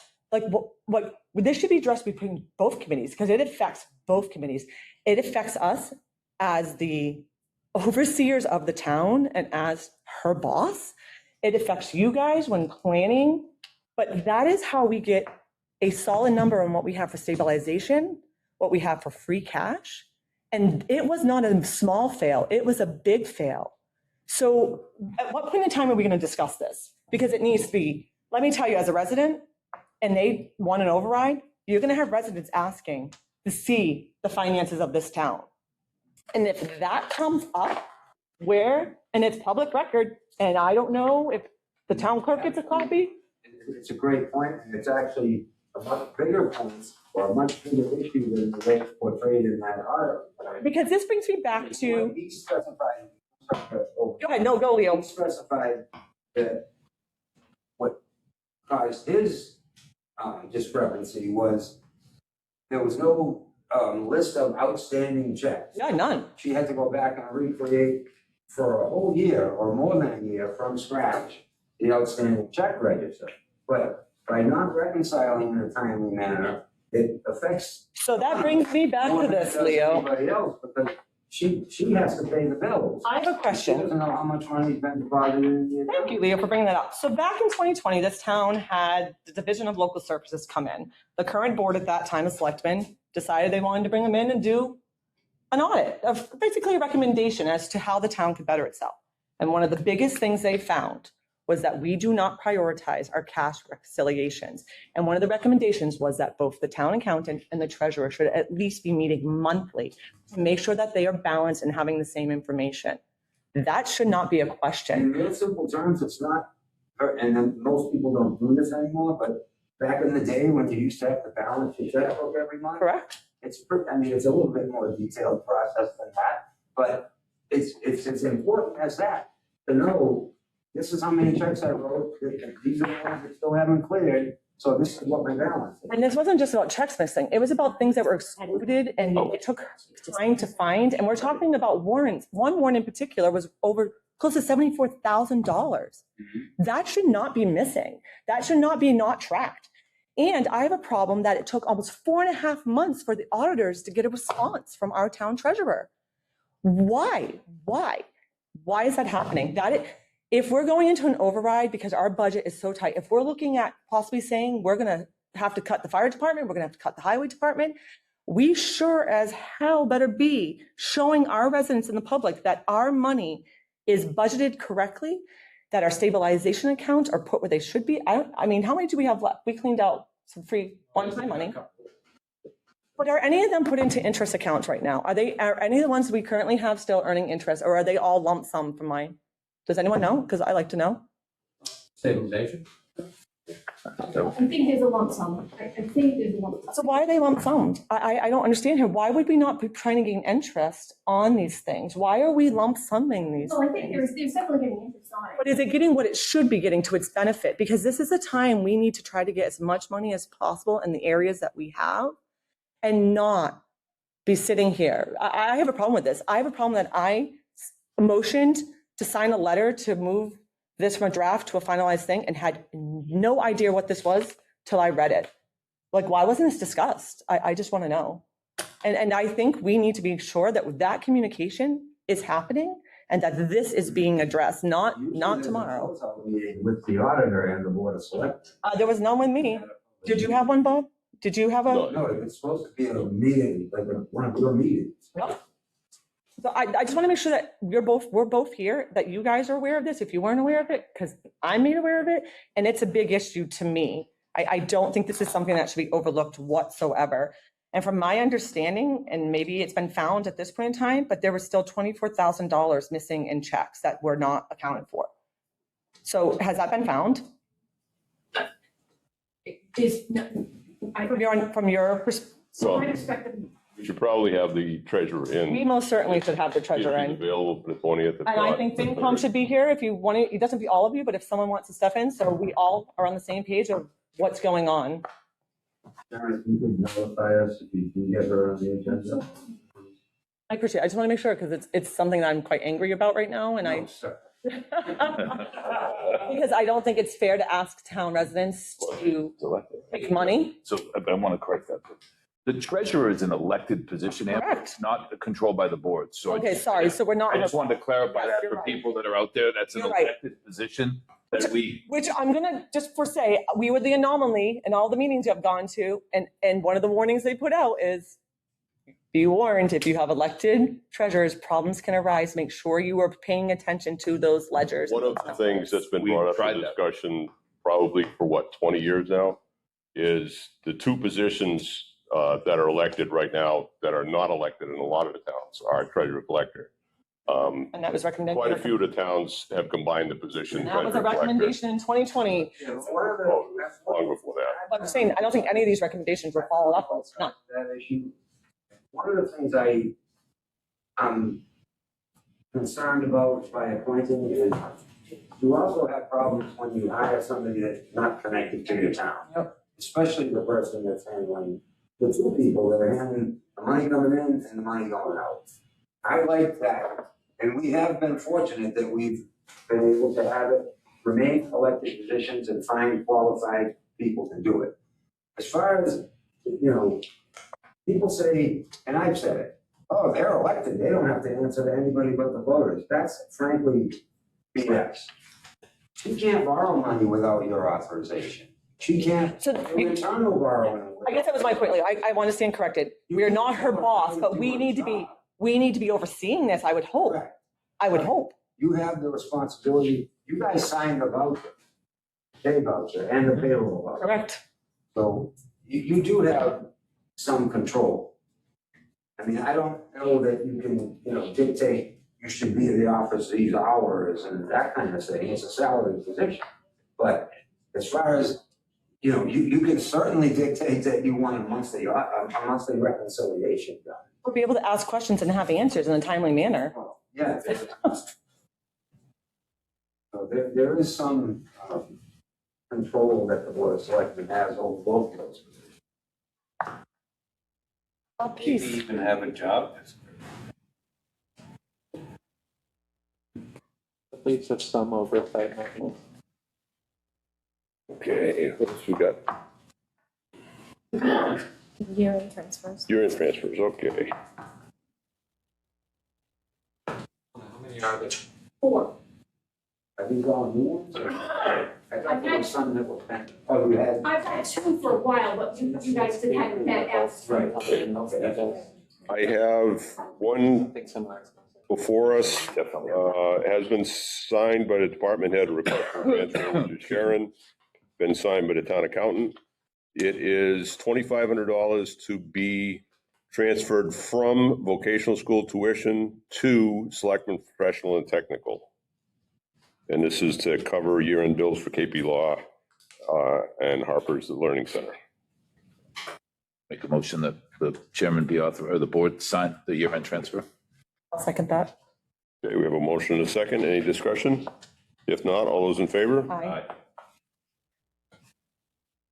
The next one is $340, put in from Chief Lazarick, signed by Donna Kuchar. Transfer from equipment maintenance to education recruitment. Our newest part-time officer was sent for initial hire medical exam. Cost of this exam well exceeded the anticipated cost from a previous exam. Going forward, we'll have to research more cost-effective alternatives. Make a motion that we authorize the board, the chairman to sign the year-end transfer. The board. I'll second that. We have a motion and a second for a year-end transfer for $340. If there's no other further discussion, all those in favor? Aye. Aye. Aye. Next up, we have transfer for municipal properties, signed by Donna Kuchar. This is transferred from safety supplies, building maintenance into utilities for $1,000. I'll make a motion that the board be authorized to sign that year-end transfer. I'll second. Okay, we have a motion and a second. Any further discussion? If not, all those in favor? Aye. Aye. And lastly, we have $1,062 from vocational school tuition to Selectmen Professional Technical to cover year-end legal bills. Make a motion that the board sign transfer as presented. Again, Okay, we have a motion and a second. Any further discussion? If not, all those in favor? Yes. Same thing? It's two separate dates. Okay. This one was from back in June. The other one's July 2nd. What's the amount of the first one? 25? Very similar. 2,500. Is this gonna be all of that? 'Cause I know there was a whole bunch of outstanding bills. Yeah. Okay, all right. Okay, and we voted that. You want to go to the next? Yeah. About that. Last one, did he just vote it? Yes. One Yes. for 1,062, okay, so it's four. Okay. You need finance committee for anything else and also. Always need you. I'm sure you. Can you do without us to go More on over your agenda, because we can go into all of it. Yeah, we got a couple more items. I don't know if there's any of them that you want to be interested in. Thank you. We have a town-wide tree removal. Library Oh, you're just. trustees, Yeah, no, nobody showed up from them. A couple more to go. I'm confused.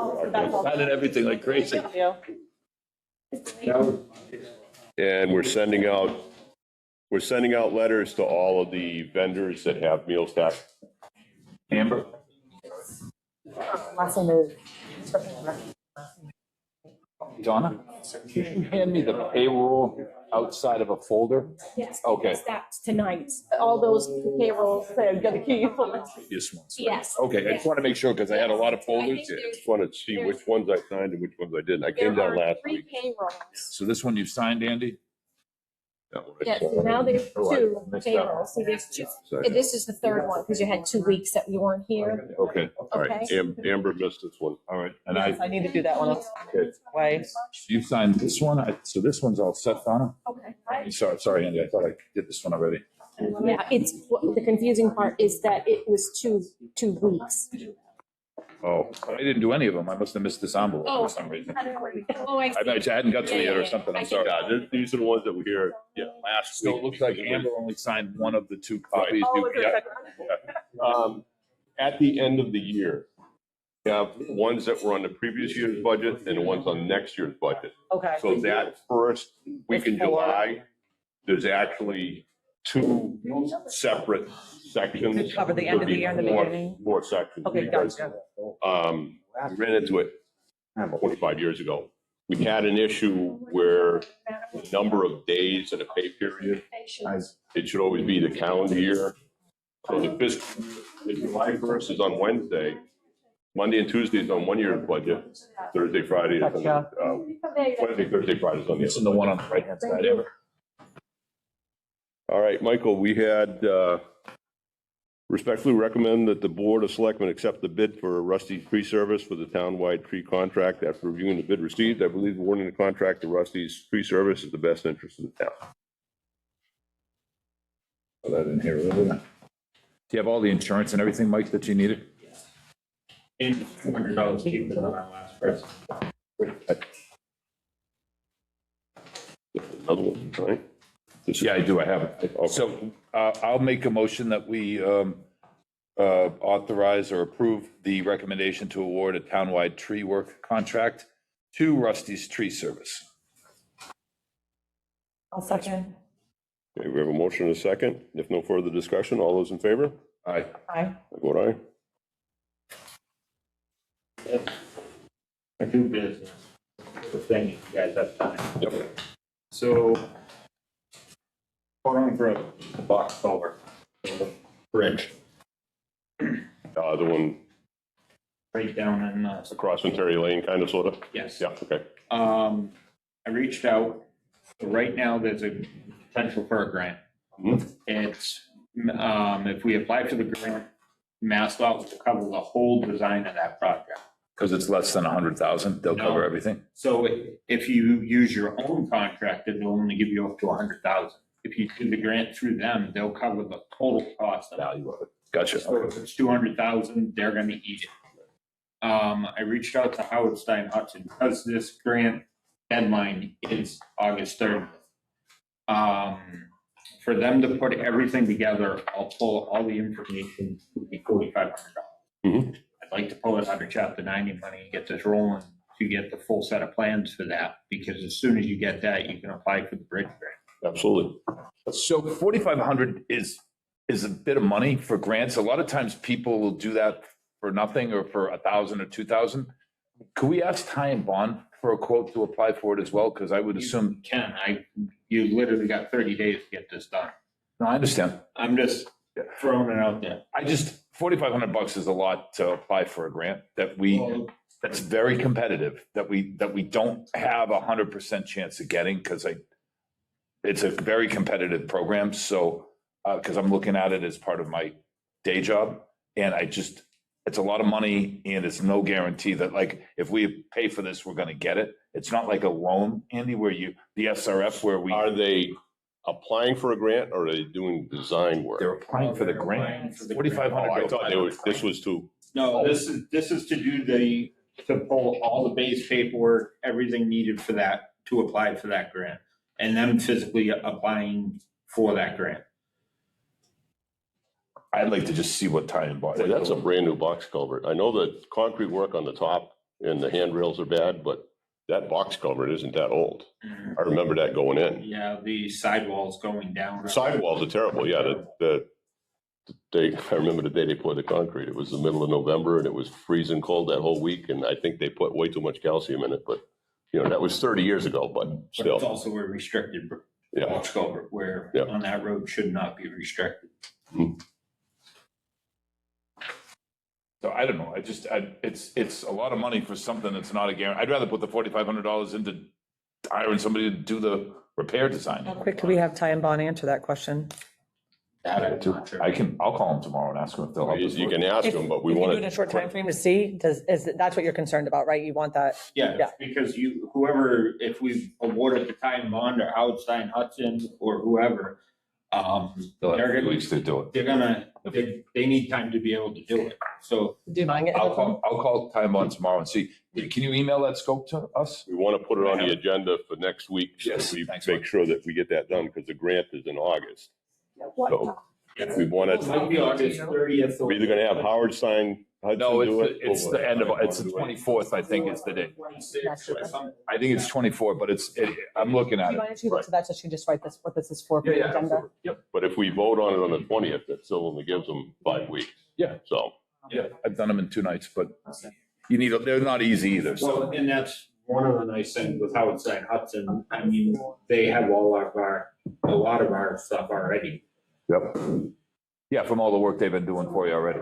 Yep. Whereas like Ty and Bond's probably gonna need a bunch of stuff. Bridge grant. Yeah, I just want to ask him, Mike. It's a fair amount of money, Yeah, I agree.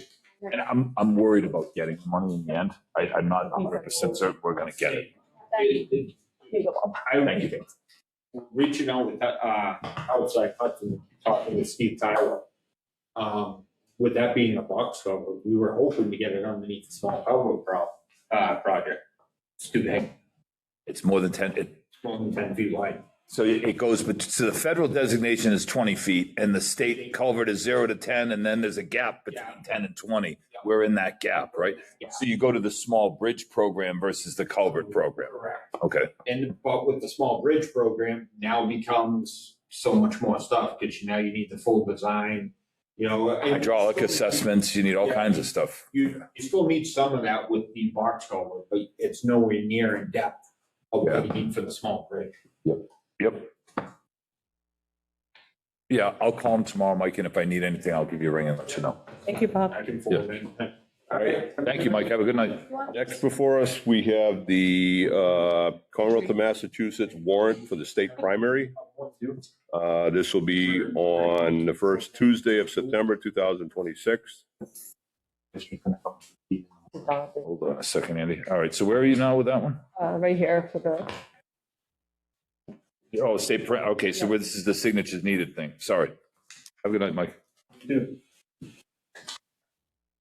So do we have I'm any just real races or? is Double it- check this date here because I know I feel like I don't even, that is, We actually have quite a few, at least on the Republican side of it is September 1st, which is the first Tuesday. My wife thought it was September 8th. So did I. Because we had an appointment for my son and it's the day after the Spencer Fair and she was sweating being down here for 14 and I'm hours. thrown off because the kids are going to school in September this year because the way it fell, yeah. You can, I saw it news. you can work a 16-hour day for free on September 1st because before the fair. It's the day before she has to do her exhibit.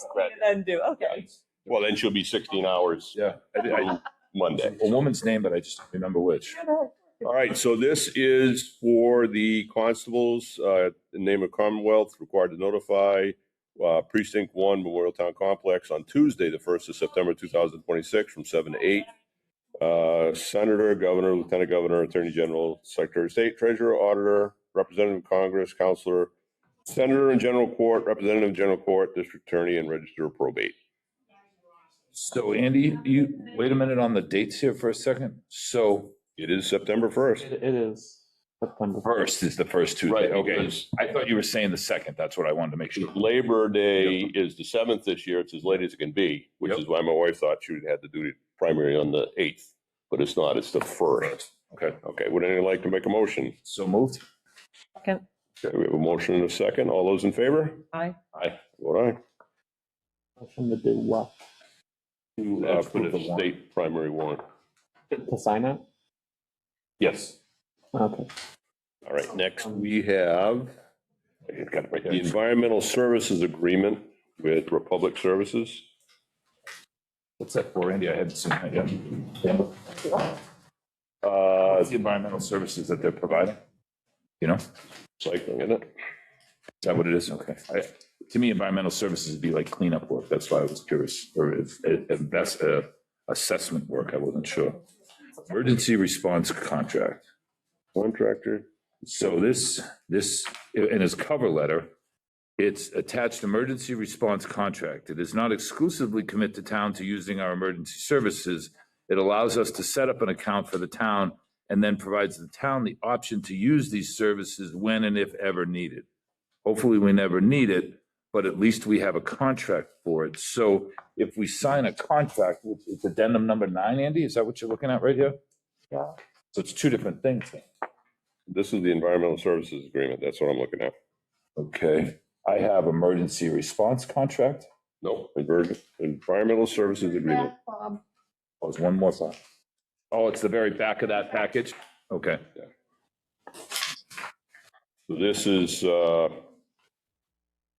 providing environmental industrial services, goods and equipment, including but not limited to waste or other material management, emergency response, remediation, cleaning, vacuuming, decontamination, demolition, containment, transport, treatment, recycling, disposal, and related services.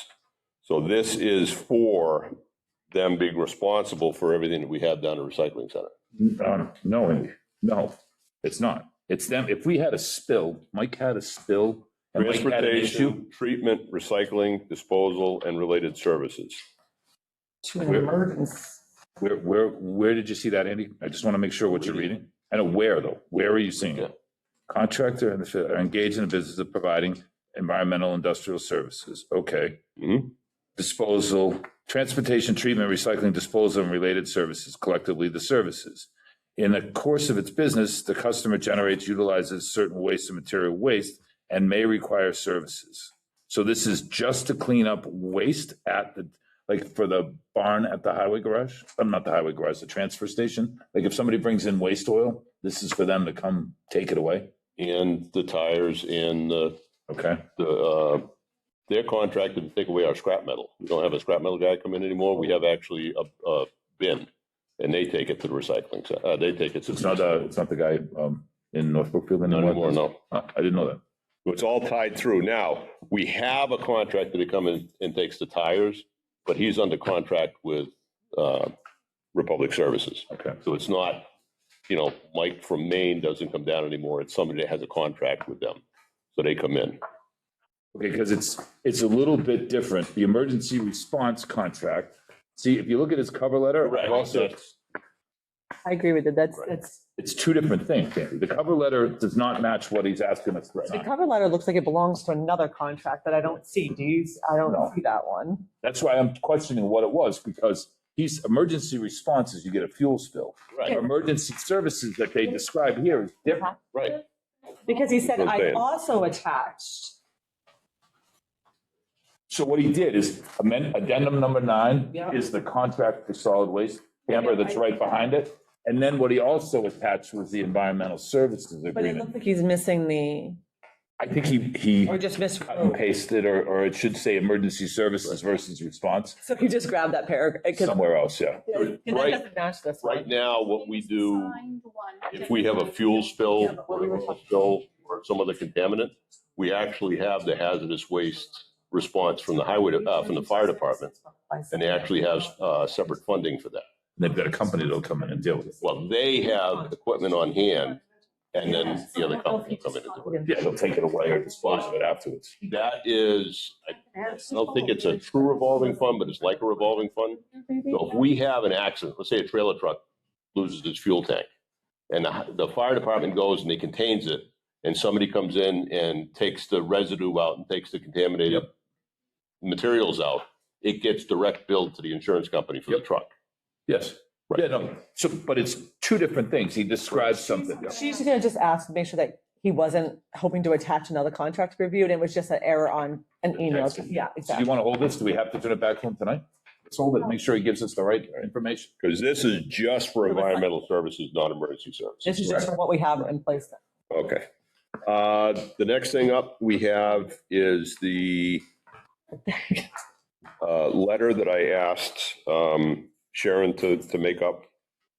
As you recall, at the annual town meeting, we approved, or the town approved the local meals tax. Yep. And it is to take place at the start of the quarter after 30 days of the vote.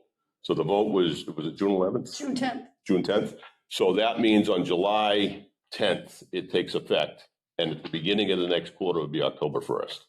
So we need to notify everybody that has the meals tax. Okay. That we now have enacted that and they need to reprogram because this, once again, is collected by the. I got one for everyone. So their cash registers and stuff need to be reset or But whatever. It's collected, it's reported to and collected by the Department of Revenue and then they give it to us. I'll include this, I didn't give you this, but I'll give that with every letter that goes out as well. That's showing where it was voted on the date. Voted on Okay. the whole bit. Okay. So do you want us to, so how are you going to sign? Oh, you got them all there to sign? I have them all right here. I just gave you each one rather than a copy. of everything. So I have one for Uncle Sam's Pizza. I have one for Bogey's Lanes. I have one for Panda Garden. I have one for the Trolley Stop. I have one for Matt's Breakfast Nook. I have one for the Thai House. I have one for 308 Lakeside. I have one for Dugas Roadhouse, the Clam Box. I have one for Timber Yard Brewing. I have one for Country Corner Sitco, also known as Ken's Pit Stop. I have one for Shy's Pub, and I have one for Cumberland's Farms. And I have one for Smashing Patties. That's the one that is At up. the golf course? Oh, Yeah, he's up at the golf course quite often. That is a food truck, Okay, or yep. food trailer. Yeah. Okay, so would anyone like to make a motion? Do we need a motion, Andy? If that Well, was approved? we're going to sign it, so I mean, this Make the is motion of signing. making a motion that we're going to sign and send a letter to all the vendors so that they know. So moved. Second. Okay, we have a motion and a second to send this letter, signed by the Board of Selectmen. Any further discussion? If not, all those in favor? Aye. Aye. Vote aye. How many of them were there, Andy, total?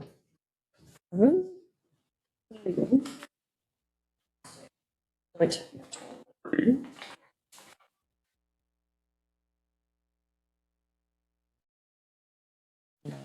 Eight or nine?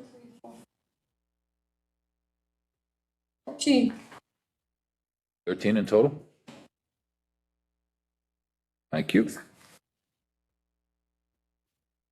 A lot of them you wouldn't think of when you think about the meals, but like Cumbies has the roller dogs and they have the pizza. Yeah. They do pizza. And yeah. actually, the I don't know. I can't go to a gas station now without thinking about it. Every time I see what I think that Andy said, I literally like, roll dogs. the coffee that you get at Cumbies, Well, you were saying this, if they, Right. You were telling me that, that's crazy to me, but So if you buy a fountain drink, it's subject to the meals tax. Yeah. But if you buy a bottle of soda, it's not. It doesn't make sense. I know, he was telling me. So I was like, That's where the line is. You know, the sandwiches at Cumbies are in a package. It's Are because- they included? Because Uncle Sam's, the sandwiches, you pay the meals tax, but I don't know. I have never bought a sandwich from a gas station. Me either. I have a very sensitive stomach, but I don't know. I'm good. The DOR knows, so. Right. I think it has to do with prepackaged or served hot. Because like there used to be, so if you go to the grocery, Prepared on site so versus. if you go to the grocery store and you get the rotisserie chicken from Big Y while it's hot, you get charged a meal tax. If they put them out cold, you do not get a meal tax on that Not know because it's that. no longer warm. Yes, it's a weird thing I read one time. I was like, what? It's the same chicken. It's like chicken. When we worked at Price Remember we Chopper, did yeah, that, I yeah. remember that. It was confusing. I was like, what? No, because it wouldn't go through with when someone was trying to use like food stamps. Because it wasn't a, The hot food, it was like, oh, sorry, you can't buy the hot food, but somehow if it was cold, it was okay. So you'd have people buy the cold food and then be like, oh, can you microwave it? All right, so we have two appointments. all right. Dan Hazen to Conservation Commission, 3-year term. So moved. Second. A motion and a second. If there's no further discussion, all those in favor? Just a question, Andy, I'm assuming that the chair of Concom is on board with these recommendations? They're the ones that asked, right? Yeah. I just forgot to put it on her list when we did. Oh, when we were doing all the Yes. Okay. And the other appointment is, All in favor? I don't know if we did that, sorry. Aye. Yes. all in favor? Okay. Did you just do to the conservation? I want to make sure you're okay with the people's names that we're Are appointing. you okay with Dan? Dan Hazel, Yeah. I just appointed him already.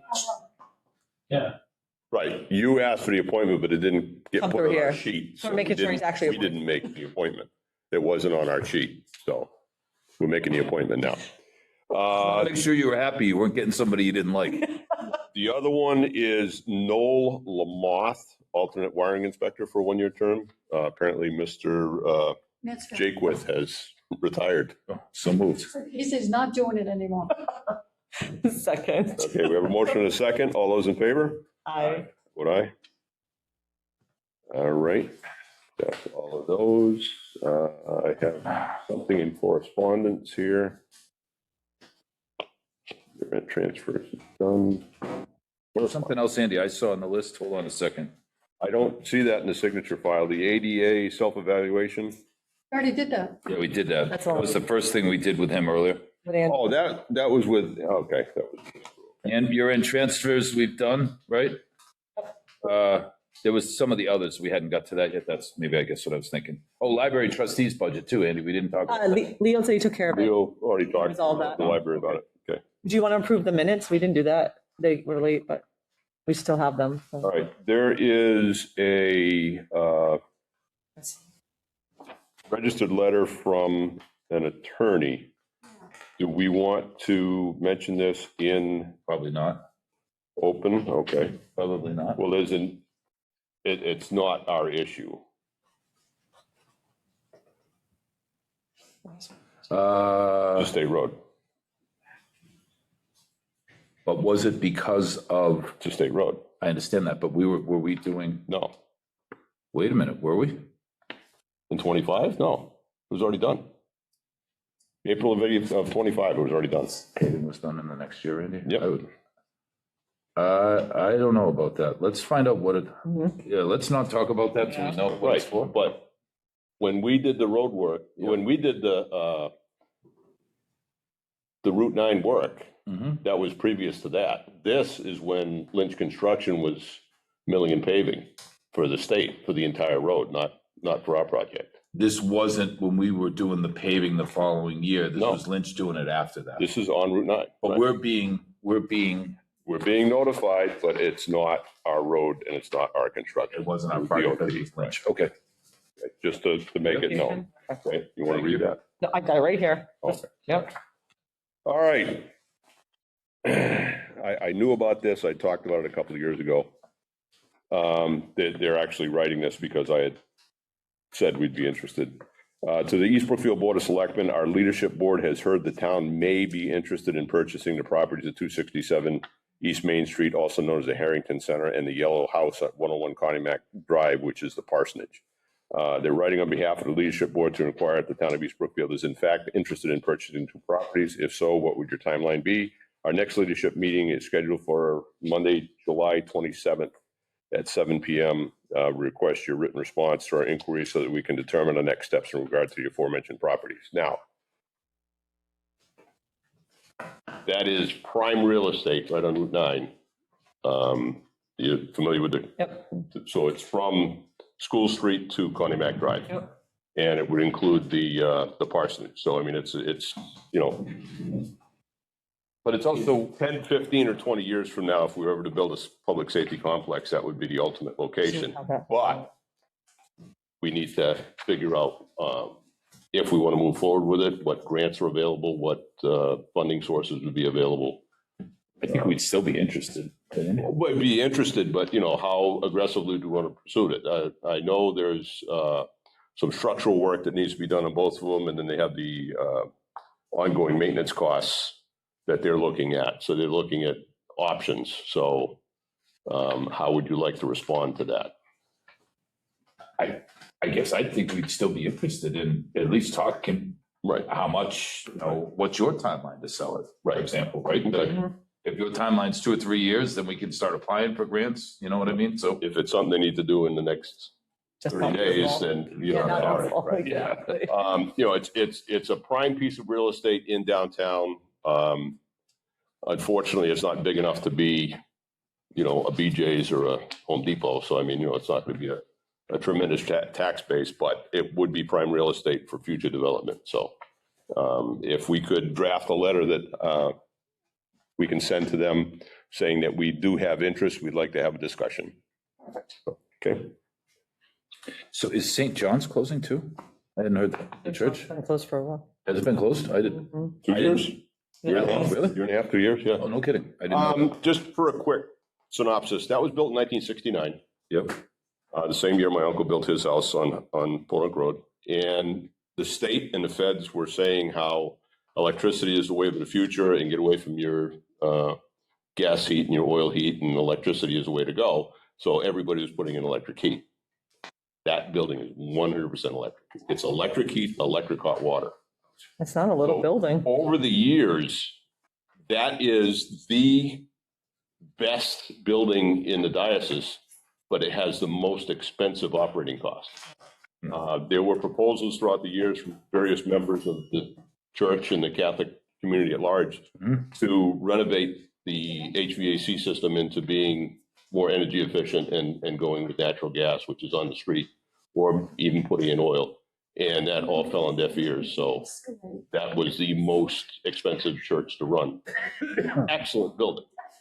Yeah, no, I'm Excellent surprised. location, Yeah. beautiful parking lot, nice flat and level. They can't afford to run it because it's all electric heat. That's too bad. I did not, I hadn't been by there, I guess, on Sundays in a while. I didn't realize Their that. last mass was last summer. They had a big, like 4 o'clock last mass, and then someone's been keeping the property up for now. I don't know who's funding it. Yeah, he comes and mows and stuff because it looks awful. But anyways, regarding that, are we gonna give any advice to poor Heather who's waiting? Because she hasn't heard from anyone, so. Whom, I'm sorry? Heather Pulaski regarding, that's why this is being talked about, the bell at that church. She just hasn't heard from anyone, including Mike or anyone. So she just was wondering Well, if.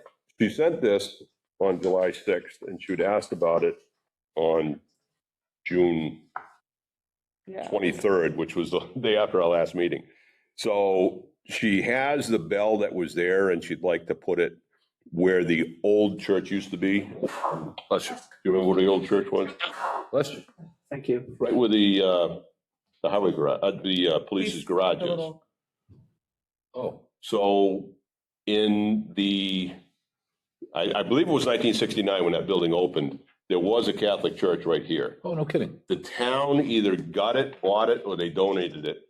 And it was demolished. And when the 4 rooms were added to the elementary school and the parking lot was extended, the building was demolished at that point in time. So right where This was all one period of time. I no, didn't realize. the 4 rooms, which is actually where the police station is now, that was an expansion that the town undertook because the state requirements were lengthy, and we just It was easier for us to do it. They did it, at the time, they did it themselves. So they added all of that themselves at the town's expense. But anyway, the Catholic Church was there for years and years and years. And Heather's looking for permission to have it mounted approximately where the shed is for the recreation, right on Connie Mack, just between the driveway and the private property. So I guess my only other question then is it really, is it historical or is it from the 60s construction and it's just? Oh, no. This was the original Still bell one. from the building that they tore down. And the diocese granted it to the town. They said that we could have, if she wanted it, so. Do we want to put a religious symbol on town property? It's not a religious symbol, it's a bell. From the church? It's from a church, but it was a church that was in town forever, and that was the property that they gave us. So if they gave us the property, we purchased it at a discount price. Yeah. Is it still mixing up by, is somebody else going to come in and say they want us to put this up or that?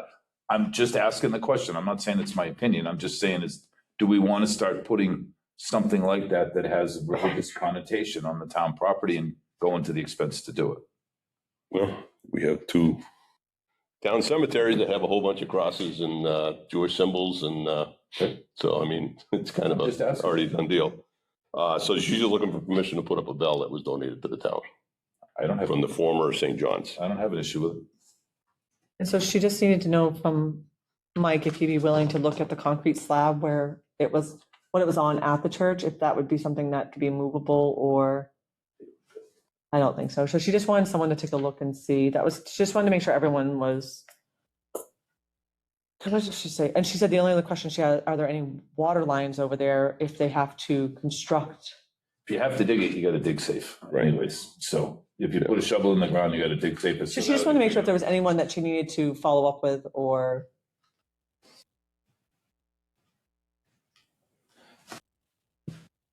So I guess it'd probably be Mike if she's looking for help. Yeah, if she could talk to Mike and see if it's feasible to put it there and what the cost would be and whether or not she can do it. Reach out to Mike. Yes, please. The other one we have here is from Peter Durant. Kim Montague. Hold on a second, Andy. Let's just do them in order because you got CMRPC at the bottom of the agenda is next. Just going by order. Yeah, I was going by the agenda so we don't miss them. Go by my correspondence. CMRPC for what? It's the CMRPC invoices. I'm just following the agenda. So you're on the bottom one down there so I can keep track of what's going on. Those to your attention, your invoices, but do I do a voucher for those, Donna, and how does that, so account? So in the grant, we should actually have Donna talk to you about what to do there because if we've got a grant, she may need to set up a grant account for these, Sharon, and then pay them out of that grant account. And is this a reimbursement or we don't get the money ahead of time? We don't get the money. They get paid from the grant. So they get paid directly? From the grant. Whoa, who from the grant, Andy? Does the town pay the bill with the grant money? I don't believe we do. I believe that we're just authorizing the spending of the grant. And CMRPC takes care of actually paying the bills. Right. If you recall, the grant for $458,000 to do the 3 studies. Yep. 50,000 of that was to CMRPC for their expenses. For their management of the grant, but does that mean that they pay the bills or the town of East Brookfield pays the bills? They pay everything? I know what we discussed with Andrew Lowe when he was in here before, they do all of that internally. We never see any money. Okay. So like when we get the grant for the ADA study, what was it, 150,000, whatever it was. When that comes in, the grant pays for that. They'll send us the paperwork saying that there was 150,000 spent for that grant based upon the contract that we have and the grant that we have. And they're handling all the money, I guess was my question. Then. Right, that was what I was told. I think we need to follow up on that. I just want to make sure because I'm submitting for reimbursement for the land conservation grant, and CMRPC invoiced us. We paid it, and now I have to submit for the reimbursement through the GMS portal. So maybe it's the way this grant works, but I feel more comfortable just clarifying with him, just to make sure that. With Andrew or with Donna? With Andrew. Yeah. Do you want to talk to him then? As part of your regular conversation? I can make sure how we do it so we can pay him. Yeah, I can just ask him like, hey, just want to clarify on this. is this an invoice that's coming to us that you need us to pay, or are you doing all of this and just? Because then we should get him and Donna talking, because that was a concern Donna had, that we weren't engaging her in the SRF grants and some of the others, or not grants, but Yeah, so like- whole process. For like this one, I sent her all the like information for reimbursement, and she said, I will give you the invoice and the copy of what's been paid, and I'm okay with you submitting it, because I didn't want to make sure she wanted to do it, here you go. But yeah, I'd rather contact him and ask. Make sure. So this one right here is for 6/1 through 6/30. Yep. To the Executive Director and Business Manager of Central Massachusetts Regional Planning Commission, you're hereby directed to disperse a portion of the monies received from the Massachusetts Executive Office, Housing and Livable Communities to Central Mass Regional Planning Commission. So this says that the funds are to be dispersed directly to them, okay? Yeah. So he lists all his expenses. We would sign it saying that we agree with it. That he's getting the funds directly from the grant. Is that what you're? Versus us paying them. Yeah. So we're saying to the Executive Director to go ahead and pay this. We agree that it's part of the grant funding that we have from him. I mean, if you're okay with that, we can. Yeah, just hold it to next week. I don't think it'll matter if we hold it to next week and you confirm with Andrew what he wants us to do. What it is. Yeah. We can do that. Because we may have to pay. You can put it in there next week. So what happens then, Andy? The state pays him directly and then he also then puts in reimbursement. So what Katie showed there, is that was money going to CMRPC for their management of the grant? Correct. When they hire a vendor, right, are they going to get the money and CMRPC is going to pay that vendor, or are we going to get the money and we pay the vendor? Yes, those are things. As far as I know, CMRPC does all of it, because that's their management of the grant, includes the. And all we do is sign off on there Right. that says that they did it properly, or we agree with what they're doing. 150 for that grant, we Yep. agree, we put it out to bid, we agreed with it, et cetera, et cetera. Yeah, I'll just confirm with them, and then if that's good, we're good. I believe that's how we said it was. Okay, thank you. I'll CC you on the email. Okay, thank That you you. can do in the loop. Then you got on the back, year-end transfer is done. Yeah, we did that. Transfer, townwide charge card? Did not. It's next on the agenda. I don't know if we need it or not. Senator Durant letter, I don't think is on the agenda, is it? No, but that is kind of important if we are. Well, it's due today, so. Which doesn't matter. I can, if we were interested in it, this is the way I look at it. They sent it out Thursday with a due date of today. Yeah. they do that all the time. I can foresee if we were interested in anything and them looking into anything, sending them a letter tomorrow with a list of 3 items, or the end of the week, they're gonna be like, sorry, you're too late. So I still have not heard back from Kim or Peter about the HVAC study? HVAC study for the entire building. Okay, I requested 25,000 because he said that was about what his earmarks were. okay. So if that is not in the works, if we could add that to this, because whether we replace the units on the rooftop or not, there's still a whole bunch of other stuff that we need to look at. Could we ask them for the 25 grand to replace the units that we were talking about earlier with So I FinCom? did a little deep dive because I wanted to kind of know what the economic development bill required, like how is this? What's the money used for? And what is the money source? Is it bonds? Is it loans? Is it grants? So it's a combination of all of them. And one of the things is I actually specifically looked to see if this would be, and it through rural development, it could be. The clarification I would need is in what format though? Is it a bond? Is it a loan? Is it a grant? So there are the grant options that I saw for systems like this are through Green Communities and Mass Save. There may be more, but that was the part that was highlighted in the economic bill were the two things. So that might be worth asking I them think for it's help with 100% that. worth putting on the list. It's worth asking because So we what do did get a lot of work done in here with Correct. Mass Saves, but we couldn't get it done at the Hodgkin building. Correct. We changed all these lights to LED to be more energy efficient. We still have old fluorescent So we would ask for that for this building though, for the HVAC Right. repairs for this building. So what they want, Study in I'm repairs. saying Andy, For the for repairs. upstairs, to do a separate request, because if he didn't give us that 25K, but he could pay for one unit up there or Yep. 2 units, let's ask for it. and Because so, then we can also tell people at town meeting, hey, did you look for any grants? Yes, we did. so he asked for 3, if you had 3, and list your first. So our first, I think, would be, do you want that to be Units. the first? Yeah. Okay. I would think so. The And units would be the first, the study would be the second. And then for a third, now this is for infrastructure. So do you want them to possibly look at more piping for water that we won't get to? Like just, It's not enough money there for that. do you have anything on the third that could possibly be worth them looking into? They just, For the fire department building. yeah. That's probably our worst building. Siding and windows. Siding and windows. Siding and windows? Because we did the deck, Yep. remember? Yep. But we didn't do the siding and windows because it was gonna be way over. Yeah, I'll send it to him. I talk to Curtis on frequent basis. So. The man literally said to me, I have to get married tomorrow and I'm gonna be on my honeymoon. I was like, Curtis, that's allowed. Yeah, I'll still call you, but it's allowed to go. He was so, I was like, I think that's okay. All right, so there was a change on municipal charge cards. Where did you see that too? I know, I missed that. I can find that one next. I know that I have it.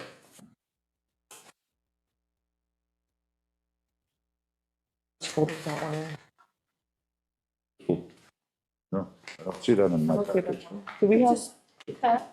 That's Just probably that- in here somewhere. All right, So this is a change in the existing credit card? so what this says, Massachusetts law on municipal charge cards. There is no general statute in Massachusetts that prohibits a municipality from having a charge card. The state's general laws do not contain a blanket ban on municipal charge cards, and the Massachusetts legislature has not enacted a law that would make it illegal for a town to use or issue one. How municipalities can regulate charge cards. You can define what constitutes a charge card, set requirements, prohibit certain usage, limit the amount of frequency of charges, require disclosures of terms and conditions. The practical considerations are ordinance search to see if your specific municipality has a charge card policy, checked its official ordinances or bylaws on the mass.gov city and town ordinance page. Local authority, Massachusetts allows cities and towns to regulate local matters, including financial transactions, so a municipality can choose to adopt or reject the charge card program. There is no statewide ban. So the issue has come up more than 10 times that certain departments are requesting a charge card to make it easier for them to buy things online. You can get a Amazon account online without having a charge card. We have accounts at Staples, we have accounts at Home Depot, Howell Lumber, Yeah. all the various places that the highway department buys things. Yep. One thing that we have done in the past is we've bought things from Municibid. Municibid now only accepts credit cards. We were, if we were the winning bidder on Municibid, Mike would bring the award letter to, or the notification to Donna and get a check in hand from the treasurer for the actual amount and send them a check from the town of East Brookfield. They no longer allow that. So we have bought things on Municibid in the past. There are things on Municibid that would be to our advantage. Other towns are liquidating, but we can no longer do that. And then there are other, I know the Council on Aging has been asking for one, the library has been asking for one, and for certain things it would be. Yes, Harbor Freight, something that's something cheaper, they get quick, Tractor Supply, they can't. Yeah, it's junk though. I wouldn't buy from any of those. They're junk. Well, we do have a made in the USA policy. Whenever there's two items, you should buy the one made in the USA, and then recycled. You know, if you can find something that was made from recycled material that you can use, you're supposed to use that, because we do have that policy that we vote every year. Yep. It's just food for thought. It's in our correspondence to look at just in the future. If we want to come up with a credit card policy, we probably want to have FinCom, the accountant, and the treasurer all involved in discussion. I can see a whole bunch of issues with it. If you look at some of the other officials, not just politicians, but they look back 3 years ago. There's charges for $57 steaks in Ohio, and when you went on a seminar, you put everything on the credit card, and where did all these charges come from? Tires for your car, and et cetera, et cetera. The credit card's a credit card. Expenses for business trips are different than stealing from your town or your employee. What I'm saying is, going to Ohio isn't a bad thing to learn, Andy. Just what I'm saying how you is, present it is the credit card is the way some people use a credit card. They just pay for everything. If you have a town credit card, you got to make sure that it's for town, and where it comes from. Yeah, absolutely. So, for instance, if we were buying tires for the pickup truck for the water department, is there enough money in vehicle supplies to make that purchase? The credit card doesn't know. Yep. Because there's not a limit on it. So before you use a credit card, to make sure that there's money in that account, because when the Visa bill comes in, you know, the town account looks at the Visa bill, okay, this one's for highway, this one's for water, this one's for library, who had what in what account. And you can also set it up, so our corporate cards, I can't use for anything other than a business expense for a lot of those same reasons. Right. And you can set it up where the software gives you a bill and it controls it all. If So we set decide it to up go that way, there. right. It's just right now, if it's just, I want a credit card, we don't really have the safety. No, I think Amber's 100% right. We would have to We'd have to have a larger conversation with a bunch of people about what to do there. So this certified letter, I don't know. we'll just Does it take ask for under anything from us? Notification. Should we notify, we should notice Maya? That's what I thought. Yeah, we should notice Maya and maybe KP too, Yep. Sharon, Yeah, I would think. Just because there's gotta be we've gotta have some requirement to like, make sure we're covered. If we didn't tell them about it, we gotta notice. I would think, right? Mhm.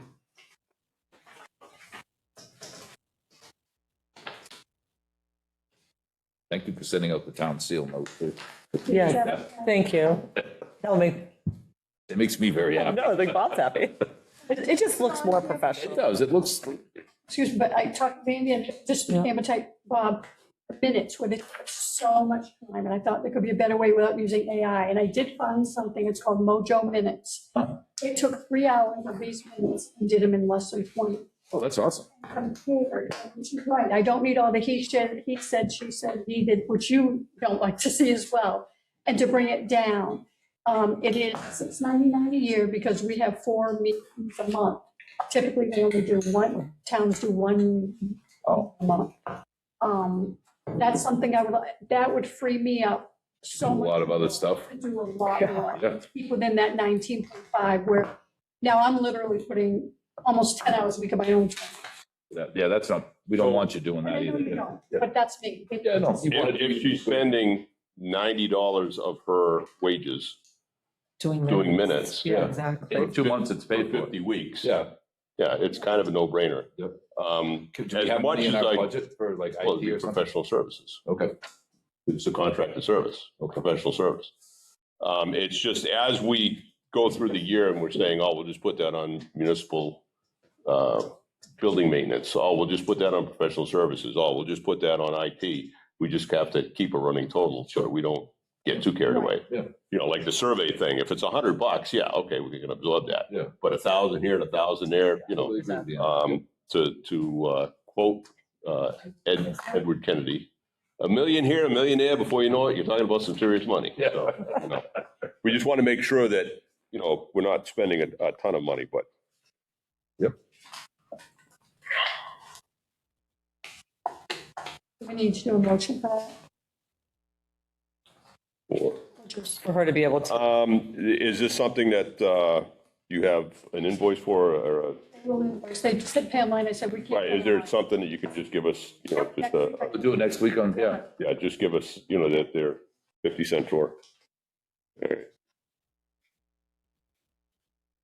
Did everybody have a chance to look at the minutes? I did, so.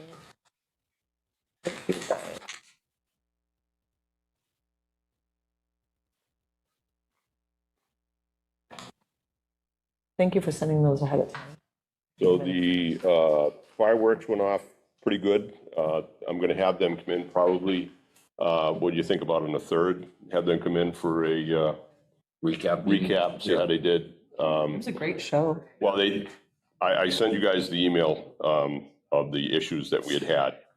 And I was able to take care of all of that. I didn't see that. And What everything went happened? away. Parties turn up early? The camper showed up Sunday morning. I said, was it Sunday or Monday, Andy? They were here. Last week, they were sleeping for the whole week, Yeah, so they were I didn't see here. that email, yeah. So when we met with a member of the committee, they said they'd come in either Wednesday or Thursday morning. Yep. Well, it was Sunday morning. We left them, according to our minutes, a checklist of things to do. Check with the fire department, police department, building inspector, Board of Health, and the water superintendent. You gotta. To get backflow Okay. preventers, all that stuff. Yep. They showed up. Board of Health was here. Molly and Mr. Levitt were here, and I came over and talked to them. So she went over and she met the guy. She'd already done a couple of events with that vendor, so she knew him. Yep. So she knew his whole setup and everything was good. I had asked if they could get a hold of the porta potty company to see if they could pump the tanks. The porta potty guy goes, yeah, I saw them there. I know I'm going to pump the tank. So it was already taken care of. Jake was asked Tuesday morning to hook the water up, and he called me and said, what's the deal? And I'm like, well, when they told you that nobody contacted anybody. So I was able to talk to Jake and talk to the vendor. Yep. And he was able to set up a backflow preventer and a meter. So now, any point in time that we have another vendor that needs to have it, we have that set up. Yep. So anyways, we're going to formalize that checklist for next year because the police department didn't know anything about it. The fire department didn't know anything about it. Board of Health didn't know anything about it. So we just We got need to people make sleeping sure. on town property for a week. For a week, Come on. yeah, a week, that's what I. What we had asked was, Or more. Do I mean, this. Still something over there now when I came through tonight. yeah, one of the trailers didn't pull out yet. It's all hooked up, but I mean, it's all wrapped up, ready to be moved. So next year, they're going to have a checklist and they're going to do it before the event. They were able to stumble through it. We got through it, but we want to know the exacts next time. If somebody's going to be sleeping on town property, we want to know who, what, where, and when, and see if the police department knows anything about it. Yeah. And then I Also, also, when we passed the bylaw like a month before that said, no sleeping on town property. we haven't got it back on the Attorney General yet, so it's not enforceable or anything. But that was the hit we were able to do. They took a lot of the suggestions from the people. I know they did go around shaking a boot all up and down Podunk Road from the people that have barbecues. They pretty much stopped everywhere they saw a big I party. didn't know, see, I don't get to And see they that got side of money. town, so. I know one of my wife's relatives has a big cookout. They stopped there and they cleaned house there. I mean, everybody put money in the boot. Nice. They went to the next property where they overlooked the fireworks and they got donations there. So that was effective. Lake Association on the helped out. Lake Association, I don't know if they visited all the way around the lake. No one came to our house. Well, it would be great if they could They get out on the go lake and go all around the way and around see too. where everybody's having a party. It's like, hey, would you like to make a donation? Yeah. If you're having a house party, getting a donation is a lot more likely than going up to Howe Lumber and somebody from, Warren Oh, yeah. scoots in there to watch it. Can I get some money? Well, no, I'm just here to watch. I had 30 people at my You want to house know where a Saturday, big parking lot? The church That was a Baptist, thing, small party. that parking lot was full. Yeah. Everyone put their chairs there. They could have walked. Small party. Yeah, they did do some of In the those. past. It was so busy on my road and it was early busy. I knew there had to be a lot of Oh, people yeah. down here. Yeah. So anyways, they did a good job, but they need to improve some things and they were. The ceremony, it was Yeah. great. I mean, everything I saw that when I wasn't feeding other people was great. Police department said not one arrest. And it was busy. That I knew. that was rare. So, yeah, but the Spencer Agricultural Association brought their 6-passenger cart down here and they were running around to the parade with it. And Yeah. so they had a good time. Did you bring a with that. tractor in it, Andy? They have tractors this year? Excuse me, I they're had hay waiting down. for you. I had hay down Oh, okay. and they'd asked me before if I was going to bring a tractor down. I said, I'll know whether or not I'm going to have hay down. If I have hay down, I have worked all that day. And I had thought they said that I had to sign up ahead of time. So I don't. I was usually thinking sign you up had the ahead of time. tractor in it. That's There why were I no wasn't sure. tractors Yeah, this no. year. None at all, huh? The last 3 years, it was either myself and Mr. Grimes from North Brookfield, who used to live in East Brookfield. Yeah. And that was it. I mean, it's just not. Maybe it was the 100th. I saw you had a bunch of them that were lined up with the one with the little tractors inside of it. There That all- was my uncle. Yeah, he had calling hours. Oh. So usually, well, I say I'm the only one there, but I'm there and my uncle's there with one of my tractors, but he had a previous engagement because they wanted him to set up by the Hodgkins building with his display. Oh, yeah. Yeah, it's neat. Unfortunately, he wasn't available this year, so. So I'll make a motion that we approve the meeting minutes from June 22nd. I will second. Okay, we have a motion and a second. As written. Any further discussion? If not, all those in favor? Aye. I'll make a motion to adjourn. We have a motion to adjourn. Amber, did you have anything else? No. I thought you had something. Did you? No, I thought there was something else besides the Peter Durant. That was it, Peter Durant. Oh, I thought there was And something else. Heather's, that was it. I'll hand you out these two, just so you have them. Did you have anything else? One for each of you. This is just the Come on. rates we You emailed don't out. think I printed one, Bob? Come on now. Of course I did. Thank you, Bob. You're welcome. Don't bother me. Nope, not at all. I just wanted to bring them and put them in the record. Oh, did we? You need the votes. Yeah, I was saying, we didn't vote our adjournment. No, I just asked if Okay. anybody had anything Nope, I else have nothing before. else. Okay, so if we have no, All those in favor? all those in favor? Aye. Aye. Thanks for watching the Town of East Brookfield's YouTube channel. If you have any questions, comments, concerns, suggestions, or anything to add, comment them down below or email evmedia@eastbrookfieldma.us.